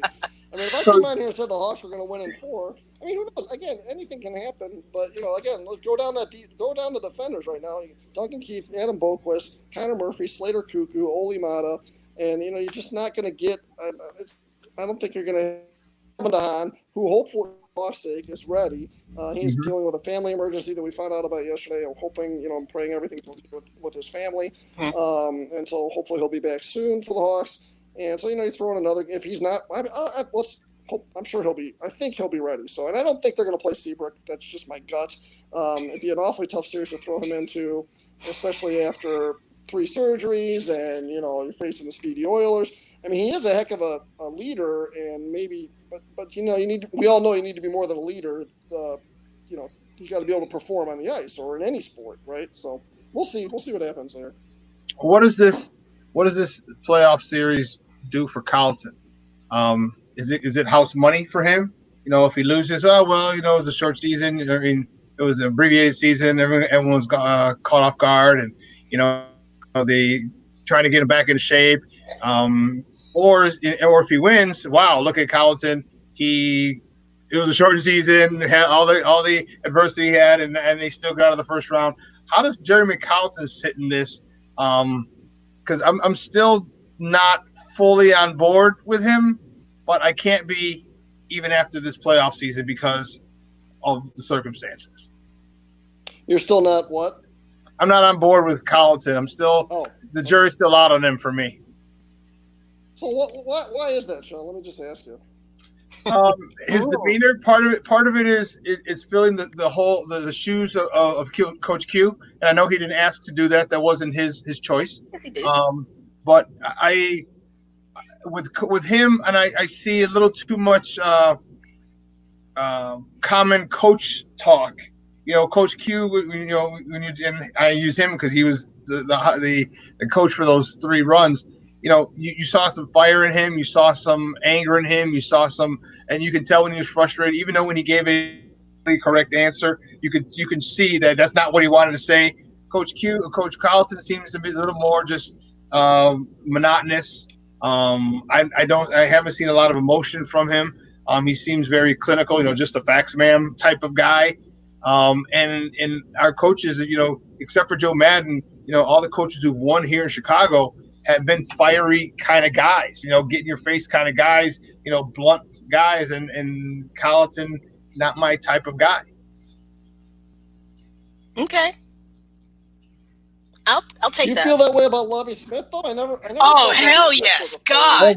Lovie is in the – I'll tell you what. In the locker room, Lovie had a good persona.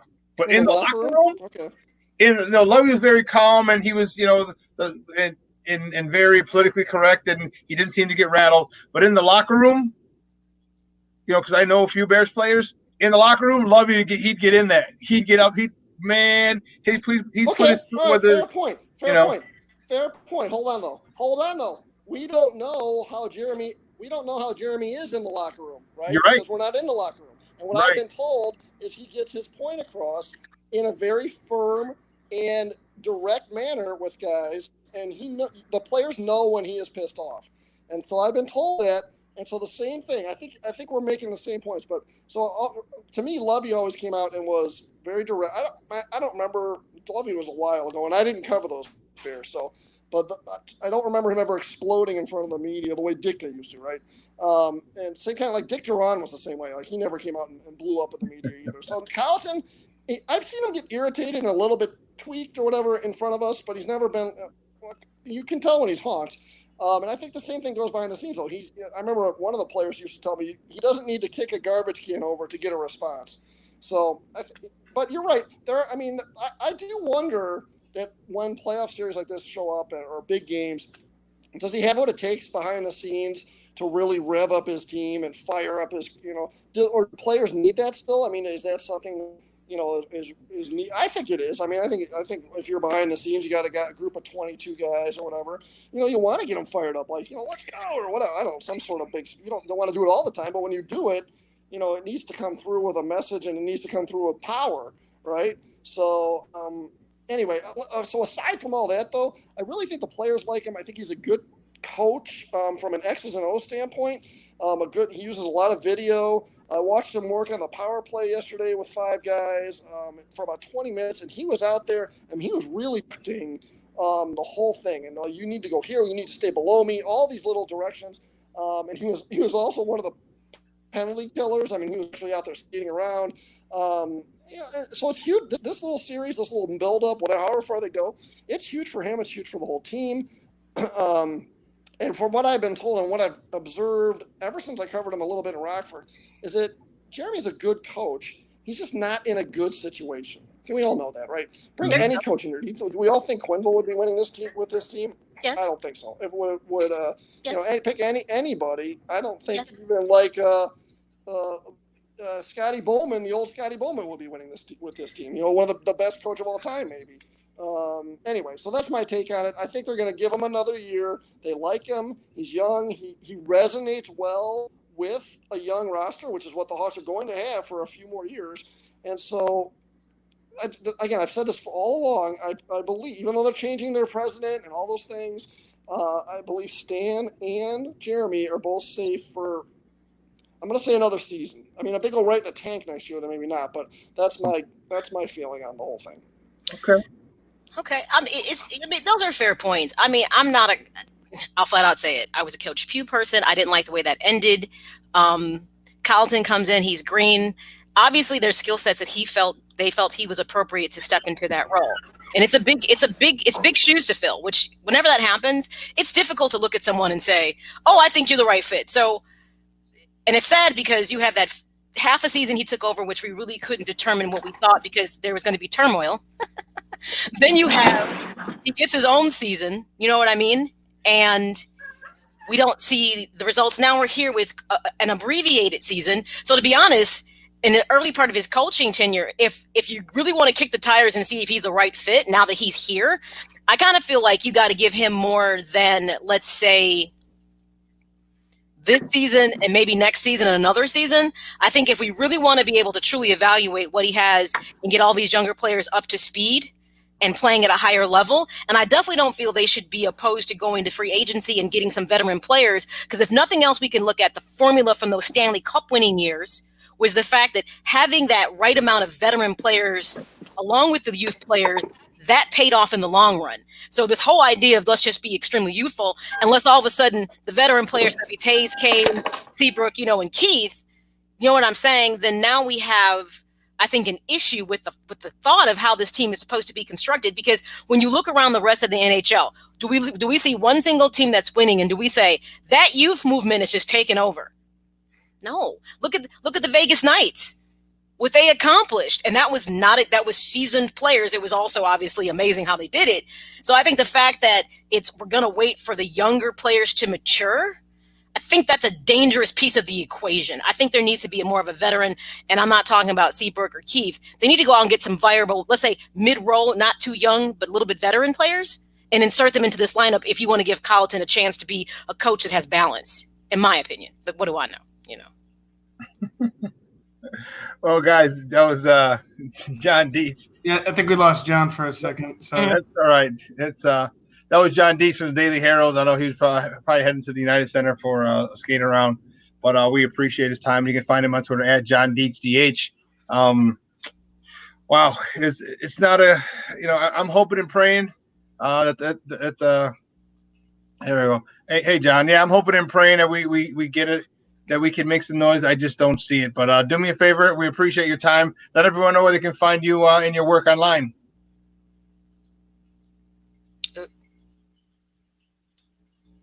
He's muted. Ivan, unmute him. He can't. No, hey, John. I think you're muted on your end.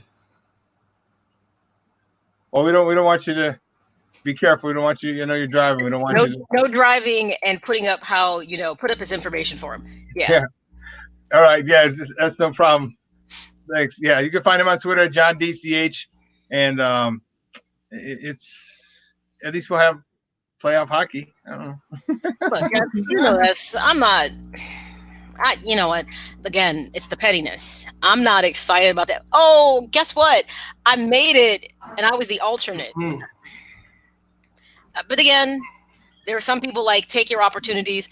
I don't see them getting past the Oilers. If they do, we'll all be floored in Chicago. Like, whoa. The only thing that trumps that Like that idea is if they go all the way. Now you just ruined it right there. You said so that means it's already doomed to fail. Gosh. You doomed to fail. Right? Already doomed to fail. But what if they end up winning? What if a team ends up, from the bottom, from the qualifying round to go ahead and win? That'd be the only way that would be worth it to me if you win the whole thing. If mysteriously all the Oilers contract COVID-19. Oh, I'm not talking about the Blackhawks. I'm talking about a team that's probably not this one.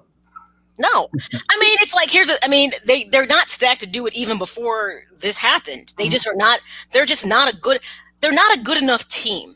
And I'm not saying that because I'm looking at what they've done in the past. I'm looking at where they are right now. They're in a reboot. You're rebooting at the goalie position. Let's just accept that. You're trying to make a shift. But you gave up like Lerner, which was an awful idea because that's one of the things that you can be angry about the Blackhawks are all the pieces they dealt away at certain point of times. And now it's coming back to say, you thought you had it all, but look what you gave away, and now you need that. So they're stuck on this development piece. And I'm going to say, like I just said before, when we were kind of navigating the thing with John Dietz, is that if you look around the NHL, you're not looking at a single team that you go, that team is homegrown and it's a youth movement and they're winning. Hell no. You're looking at teams that strike a balance with veteran players with some youth to it. Why do they, or is it Taze and Kane and Duncan Keith? Is that supposed to be the veteran piece? Because the problem is that's too heavy of a burden for them when you talk about trying to put together, lines that work. They need other veterans. The Stanley Cup wins tell you they need better veterans than what they have besides just that core. Mm-hmm. She's a little savage herself, Maya Kai. He's the whiz, Ivan Vargas. We got to take a break, and on the other side of the break, we have more sports conversation. So don't go anywhere, folks. Keep it locked right here. Shawn and Maya in the morning on SportsZone Chicago. Quicken Loans presents the Sports Flash, driven by Jeep on 1330 and 95.9 The Zone.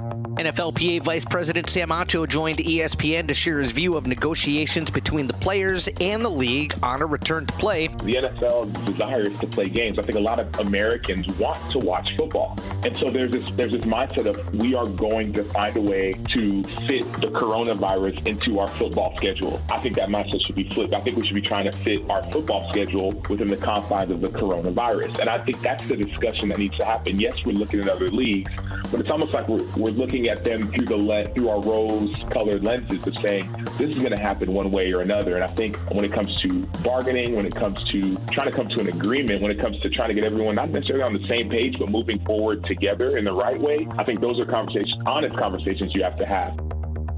Blue Emu promises no chill, no burn, no odor, just what you need to soothe tired muscles and joints. The Sports Flash is driven by Jeep. Chuck Sanders, 1330, 95.9 The Zone.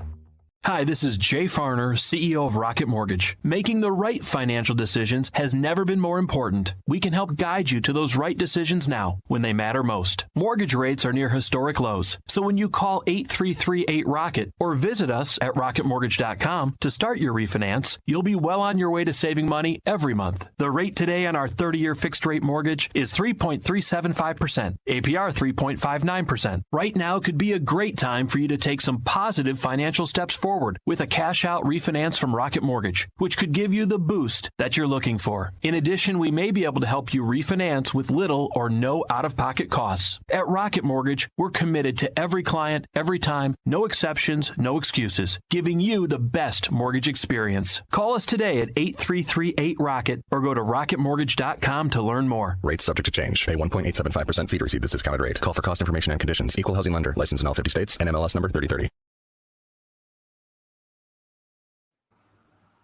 Welcome back to Shawn and Maya in the morning on SportsZone Chicago. It's the final segment of the show. Man, let's talk a little baseball. Let's talk with your people. So Wilson Contreras comes out yesterday and says, I want to hit. Your thoughts of Wilson Contreras being a designated hitter when he's not behind the plate? How did we not discuss this until now? Because when we're talking about, and he didn't say nothing. It was worth talking about. It is worth talking about. He didn't say nothing. Anyway, it's like I take it like this: you got a Victor Caratini that is able to fill that role, and he's done it well. He's done it extremely well. So you go ahead and you could just go ahead and save Willie's legs like that. I do it as much as you can. If you want to put it on a rotation, like every day, every 2 days, whatever, I'm cool. I'm cool with a catching rotation and you end up sliding Wilson Contreras at DH, on one of those days, because the other day it's probably going to be a short. It could be anybody really on that Cubs team. You could probably fill in at a DH at any given time. But for Wilson Contreras, I think this DH, especially if they keep it in the National League, I think this could prolong his career. I don't think they're keeping it. I think it's just a one-time deal. And if it is, which is from my reading, is that it was going to one-time deal, and that could change. That could change, especially after 2021 once they have the new collective bargaining agreement. If it is only a one-time deal, now you're kind of stuck. What do you got? What do you got to do with Schwarber and now Contreras? If they decide to go to the DH, well, I think that helps them. And then the rotation part that you're talking about really, really, really helps, because now you can have Schwarber in left field today. He doesn't have to be in left field for another 2 days. And then you can find other DHs and get their bats in the lineup as opposed to their defensive skill set. Although the skill set for Wilson Contreras is pretty darn good. He's throwing people out. I mean, here's the thing. Don't get overly excited about the DH situation, because it's been said, though it may not hold, hard and fast, that this is not something that's carrying over until next season. But you never know. This is probably just a light, test run of it to see how it goes. Mm-hmm. And if it works, then it's highly probable you could see this long-term, that change happening. But what Shawn just said is key.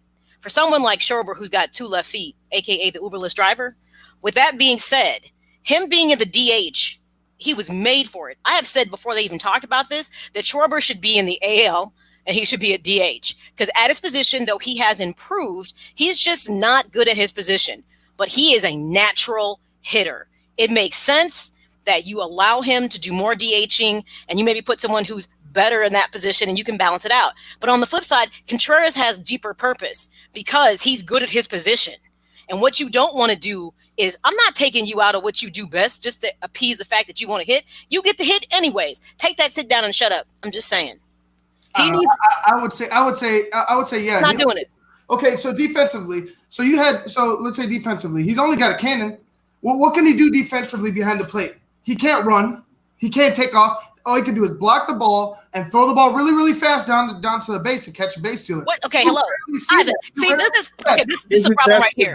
This is but if he can hit, right? He does hit. What are you talking? See, this is a Cub fan right here. Most catchers, they're not students of the game. They say absolutely just irresponsible things. What is he supposed to do? Throw the ball down to first base and throw somebody out? See somebody trying to. That's not what I said. That is what you just said. Go back and listen to the video. All I said was his only job down there at catcher is to block the ball and throw it down to second base if he needs to. As a hitter, he could do so much more, especially later on in his career when he can't do the things behind the plate that he was used to do. Stop. That's my whole thing. You see catchers. Ivan, your Cub fanness is showing. Your Cub fanness is showing right now. So first of all, this is how you just actually took your own argument off the table. When you just said down the road with his career, but we're in the right here, right now. But that's what I said initially. Stop. That's what I said initially. No, Wilson Contreras is at the key of his career. His key role is you need somebody behind the plate. It isn't just the fact that he throws people out at first base. It's the fact that he does have a cannon, but he has a good read of when people are trying to get a jump to steal third. The kid has got the vision as a catcher. So right now, his role is to be that good catcher. And when he gets his time at the plate, based on the rotation, he gets his time at the plate. But right now, the most value he's bringing to the Cubs is his ability at catcher. I'm not disrespecting him as a hitter. He is a good hitter. And down the road, like almost every other catcher, he will become a DH or maybe even a first baseman. But I'm just saying, but right now in his career, his value is kneeling down behind the plate. It's not him standing and hitting. Do not devalue what he does as a catcher, because nobody's devaluing what he does as a catcher. I'm just saying, have another guy back there that can do the job. You can have another. Does he do it better? I'm gonna come at you like DOC. Can he do it better? Yes, defensively and he can do it. Really? Who does it better? All they don't have is an arm. Defensively, all he doesn't have is less than. But then there's your point. He could call a game and just as well or probably better than Wilson Contreras. Really? How is that part of yes, absolutely. They had Wilson handcuffed. How many PBRs? Joe was calling those games. Here's the deal. Here's the deal. So are you willing to trade that? Are you willing to trade certain things? Because if you want Wilson Contreras, I like Wilson Contreras behind the plate. Mm-hmm. All right. His ability to call game isn't great, but it's gotten much better as he's in his career. So you got a guy. So you want a guy who calls a game pretty well versus a guy who has a cannon, who hits. I'm talking about a rotation. I'm talking about a rotation. You guys are acting like I want to replace him and put him at the DH. I'm talking about a rotation for these 60 games. It's a perfect fit. But here you go. Based on the fact that you have two good catchers on your roster. You have one great catcher and you have one really good catcher who could start on any Major League Baseball team other than this one right here. Hey, you know what? Here's my thing. Go with this flawed thinking and do it. Okay. You know what, Ivan? This sounds like a great idea. What are you gonna do? What do you guys got? Hey, this sounds like a great idea. You guys got two catchers too. You got a James McCann and you got a Yasmani Grandal. Why wouldn't James McCann be that guy behind the plate? Because of the year last year. I think this is a great idea. Go with because it. of here they have because you have 1 year with James McCann. He had one good year last year. So you're right. He's back. You had one good year last year with him. Now to put him in a category where he has Yasmani Grandal, who's had a better career. Numbers. Okay. So what I'm saying is, Yasmani Grandal has had a better career. James McCann had a better year last year. So now, yes. But in your situation, what we're talking about the rotation. Any chance to get Kyle Schwarber out of left field, yes, is probably the best. Okay, and yeah, again, I'm not taking away. He has improved. I think he's an average. I think he might be just a below average left fielder, and where he came from to where he's at is a huge jump. And again, he must be applauded for his efforts in working on defensively. But I would rather have him of the time and keep Wilson there back. I'd put Wilson there maybe one day out of the week. Maybe. So that's a rotation, right? Pardon me? That's a rotation, right? So that's what you're saying is you might put Willie there 1, maybe 2 days out of the week. That's exactly what I was saying. I said 1 day. Yes, but a rotation. 2 days is a rotation. It doesn't matter. No, that's not true. Give him a rest. You can't. Rotation, not a rotation. So then give me what's the difference between a 3-man rotation and a 5-man rotation and a 6-man rotation and a pitching staff? There's a big difference. So you're just saying rotation. No, because the length of the rotation is huge, and that's what I'm saying. It's like I wouldn't want Wilson Contreras. Objectively, I think he deserves to be behind the plate. So they're gonna be playing most of the days. Out of 7 days, I say 5.5 to 6 days. So that's the same rotation I was just talking about. Get him in there. Maybe put him in 2 days. He's at the DH. Maybe 3. Whatever you have to do. That's the rotation we were just talking. I was just talking about. That's to me. I wouldn't put him there that much. I wouldn't, because here's the thing: you're going to be looking at, and here's the other thing too. We're not even sure what their roster is going to exactly look like, because God forbid something happens and someone can't come up, they can't play. So now here's the thing: nothing is going to be hard and fast about the rotation because of the fact there's always that X factor called COVID. Cross our fingers it doesn't affect anybody, because that's gonna affect rotation huge. So the thing is, here's the thing: when you give a catcher a day of rest, it matters. So do you throw him to DH? Maybe.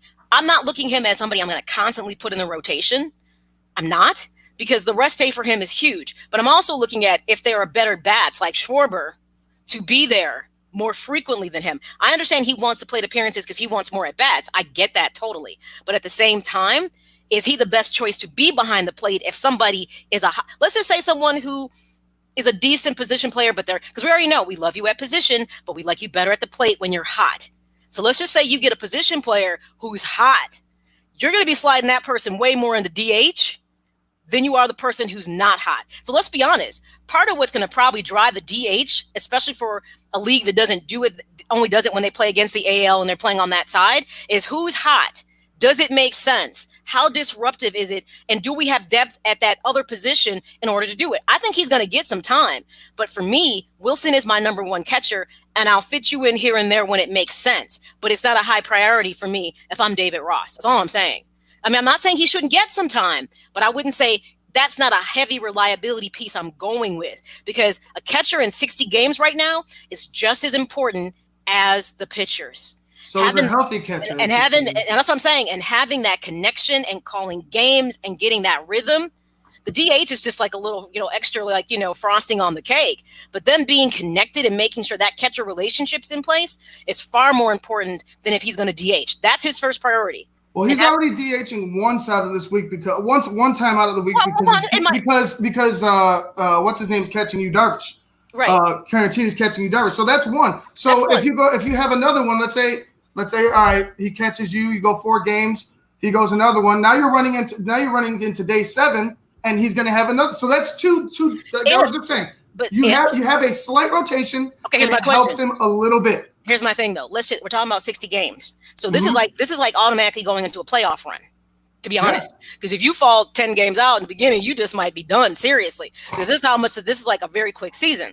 So this is also incumbent upon the fact that if there's a hotter bat than Contreras, guess who's going to be in the DH? The hotter bat. If Caratini's a hotter bat than Contreras, should Caratini start?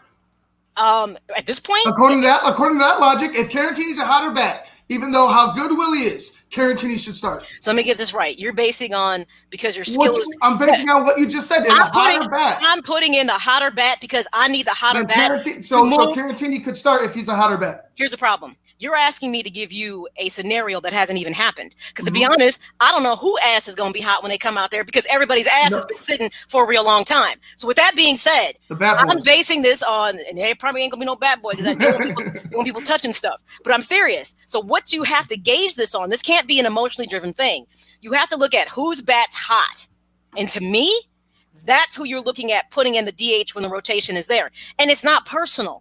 It's about winning. So if it turns out that Contreras, and if he's not catching on that day and his bat is there and it's going to help us win, then guess what? Give him the spot. But if it turns out it's Caratini is the guy who's got the hot bat, we want to keep winning. So my point is this. I understand he wants more at bats. I want to be rich. I want to be tall. I want to be thinner. It don't always work out like that. So with that being said, David Ross has to do what's right for the team in the moment and puts the back burner everyone's personal desires at this time. Because if this was a long season, I'd be like, we can entertain that conversation if this carries over to next year. But it's a short, very quick, and you can't afford to fall behind the 8 ball. So whoever is the hot hand, that's what has to be dealt. That's just all I'm saying. Here's one of the big things that could affect this whole conversation and make it null and void. Contreras, has he played first base and on a consistent, well, not on a consistent basis because Rizzo's there, but Rizzo's having the back injury. Okay, Rizzo's having a situation. He hasn't practiced. He watched it from the bleachers the other day. So now you have an open position at first base if Anthony Rizzo isn't healthy. He could come back first game, swing, and all of a sudden now he throws something out, and now you have a first baseman. So now you can actually put Wilson Contreras at first base. Well, no, you put Caratini at first and keep Willie behind the plate because, like Maya said, Wilson's the better catcher. That's hands down. That's not even a question. So I put Caratini over at first base. So then you can just leave Caratini in the lineup. Those two guys, that would be the best situation. For I shouldn't say best because then now you're losing Rizzo. But if you did lose Rizzo, that would be the best situation. Right. You could literally flip them every day because and you're still getting your at bats. One day you're crouching, the next day you're not. The next day you're crouching, next day you're not. And that in this short 60-game season, that would because if you tweak something catching and it takes you out a week, there go your playoffs chances. So this a lot of moving pieces in this decision. But if Rizzo can't come back because and maybe they're just being overly cautious, which the Cubs have every right to be, and he'll be fine with But if it's not, and that's the situation, well, I think you're pretty insulated because now you're going to be able to get his those bats in there, both of them at the same time, and you're not losing anything as far as catcher wise. Maybe one's a little better than the other. Yeah, I believe they have like a bunch of guys. I think Ian Happ could play first base too. There's like one or two other guys that could end up playing first base. So if Rizzo is out, they can do a variety of situations. But that's like Maya said, it's like we're talking about something that hasn't happened yet. It hasn't happened. And there's a variety of things that could happen that could deter all of this. Change the whole trajectory of the game. But going into the season, in this short season, understanding any absence is magnified. You have to be prepared for this. Because I put Ian Happen left. And keep Schwarber at the DH at that particular point. Or Steven Souza Jr. Steven Souza Jr. If Steven Souza Jr. is hitting, like they have or Albert Almora Jr. They have a variety of people. Ian Miller. There's a variety of outfielders that they could rotate to keep Schwarber at the DH spot. But exactly. I know they're going to want to. Let's say Rizzo can't go, right. I know they're going to want to make sure that they have a plethora of guys that could go ahead and they could slot in if need to, if they need a rest. If Rizzo's hurting, and let's say he starts the season, he gets hurt 2 weeks in, they could give him that spot. They could rest him and they could just rotate people in. But that's it's a matter of it's finding that. And I'm gonna be honest, when it comes down to it, my number one DH for the Cubs, it's gonna be Schwarber. I ain't gonna lie to you about it. It has to be. The man is a natural hitter. And the thing is, you rotate him back, obviously, into left field as you need to. But if nothing else, I look at that's almost like a get out of free jail card, getting Schwarber to be able to hit like every game. And the thing is, it's going to be hard to deviate from that if you think about it, especially if he's making contact. Taking him out like, well, because we want to put you in because like I said, liability, we got to take you out. Yeah, that's not even an issue anymore. It's not even an issue anymore because it's a great thing you wrote. But and the other thing about it's going to be, especially if it's equating into wins, why would you disrupt the flow of something that you've been given like a golden egg on? And this is what I'm saying. Schwarber makes it easy because we all realize he's the easy guy to insert in that role, and he's going to excel at it naturally. If he doesn't excel at DH, I would be floored. Because to me, he is that good of a hitter to me, and that's like what he was made to do, and not the other stuff that he has to. I don't think him going to the outfield is going to stop. It shouldn't stop him from being like focusing on that DH role. No. It's not. Like I feel like no for him. Like if he doesn't start off hot, like if he isn't good, like right off the bat, like what the hell's going on? Kyle? Right. Like, what the hell's going on? That's my thing. So I'm like, to me, the Cubs have been given this golden opportunity to get an exceptional. They already have a made for hitting guy to insert in that role, which means, and here's the other thing too. And I think you said it and Shawn both have said it. Injuries could pop up anywhere early because nobody is really baseball ready, like game ready. Like it's one thing to be, lifting and running and staying in shape. But when you get out there, start running and you stretch to catch a ball and all of a sudden you pull a hand, you know what I'm saying? People haven't been doing that. Remember, the first part of your season, you're warming up for that. It's like you're warming up for that, like getting to this part of the stretch. That's all gone. So besides the fact we're talking about keeping people healthy and not getting COVID-19, we're also talking about cross your fingers and nobody actually sustains an injury during the game because nobody's really game ready. And it's not just them. This is across all of MLB that nobody is game ready. They may be physically fit and fit to play opposed to unfit to play, but they're not game ready. You know what I mean? So it's an interesting situation. And I understand. Here's my thing too. Here's what I kind of think. I don't like when people say stuff like, I don't like that Wilson Contreras said this in public. Here's what you need to go. Don't say it to me because I don't need to hear it as a fan because now we're talking about it. But thank you for saying it. So here's a conversation that needs to happen. You need to pull David Ross over to the side and be like, hey, this whole DH thing is so exciting. Please, I really want to get some time in at DH. So whenever that happens, please consider me. That conversation needs to be external, not external. I feel like you're absolutely right, but I feel like David Ross, being a former catcher, is going to have that. I mean, they already have a connection because they're very different breeds. That's why it doesn't need to be said in public. That's why he only needed to say it to his guy, because if he's only going to stand it. But see, it's that Cub mentality. I got to talk about it in front of everybody. Is that what it is? That tell Coop not to talk about Kopech's mental state. First of all, you don't tell him. You don't tell Mr. New York. Look, here's what you don't tell Mr. New York.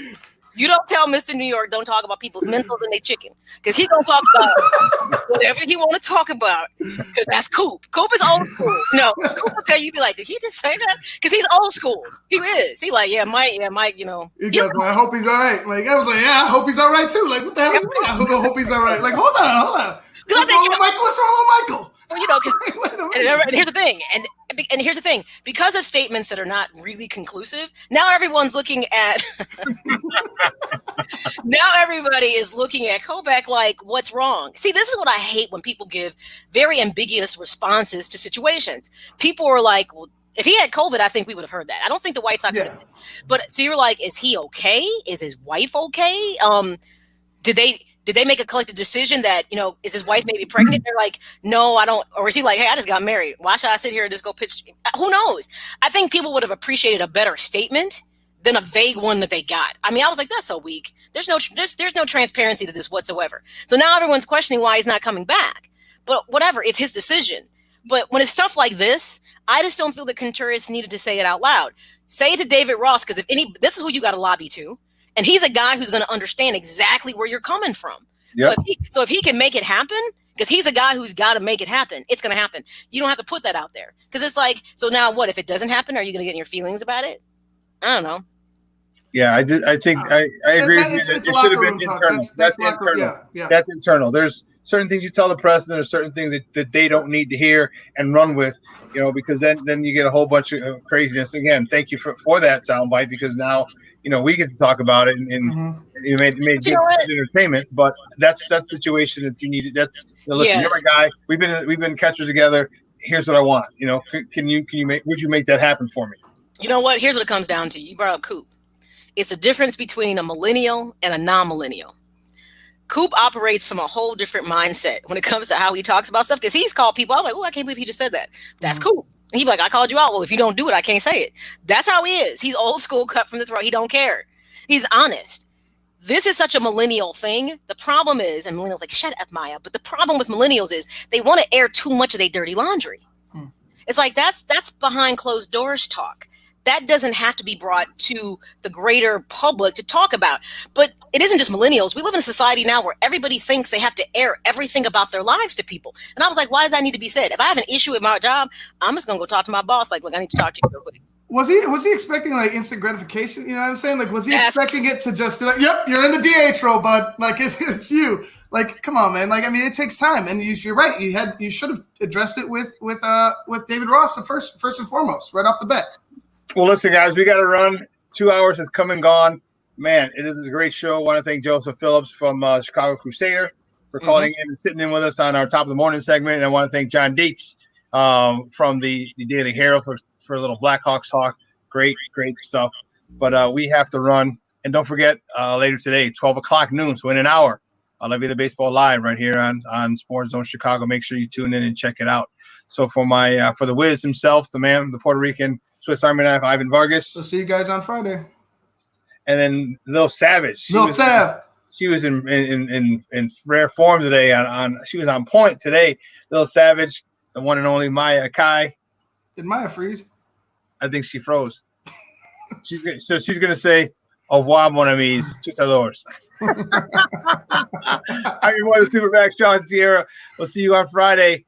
How are you gonna say it? We'll see you on Friday, and I might not be coming to you from my home. I might be somewhere else, but I'll be looking forward to Friday. Hey, and real quick, guys, don't forget Phenomenal Auto Spa, 2216 South Kedzie. Make sure if you're a rideshare driver, you head down there. Talk to my guy Leon. Tell him you're a rideshare driver. Tell him the code word is SportsZone Chicago. You get a car wash for $10. Car wash SUV for $10. An extra large SUV or a minivan is $15. It's outside wash, inside wash, and disinfecting of the inside of your car, which is huge. He's helping rideshare drivers. Make sure Phenomenal Auto Spa, 2216 South Kedzie in the Little Village neighborhood. Must use the code word SportsZone Chicago to get that amazing deal. So until then, we're going to take a 46-hour break. We'll see you on Friday, 9 a.m. to 11 Central Standard Time. Until then, we got 2 words for you, folks. We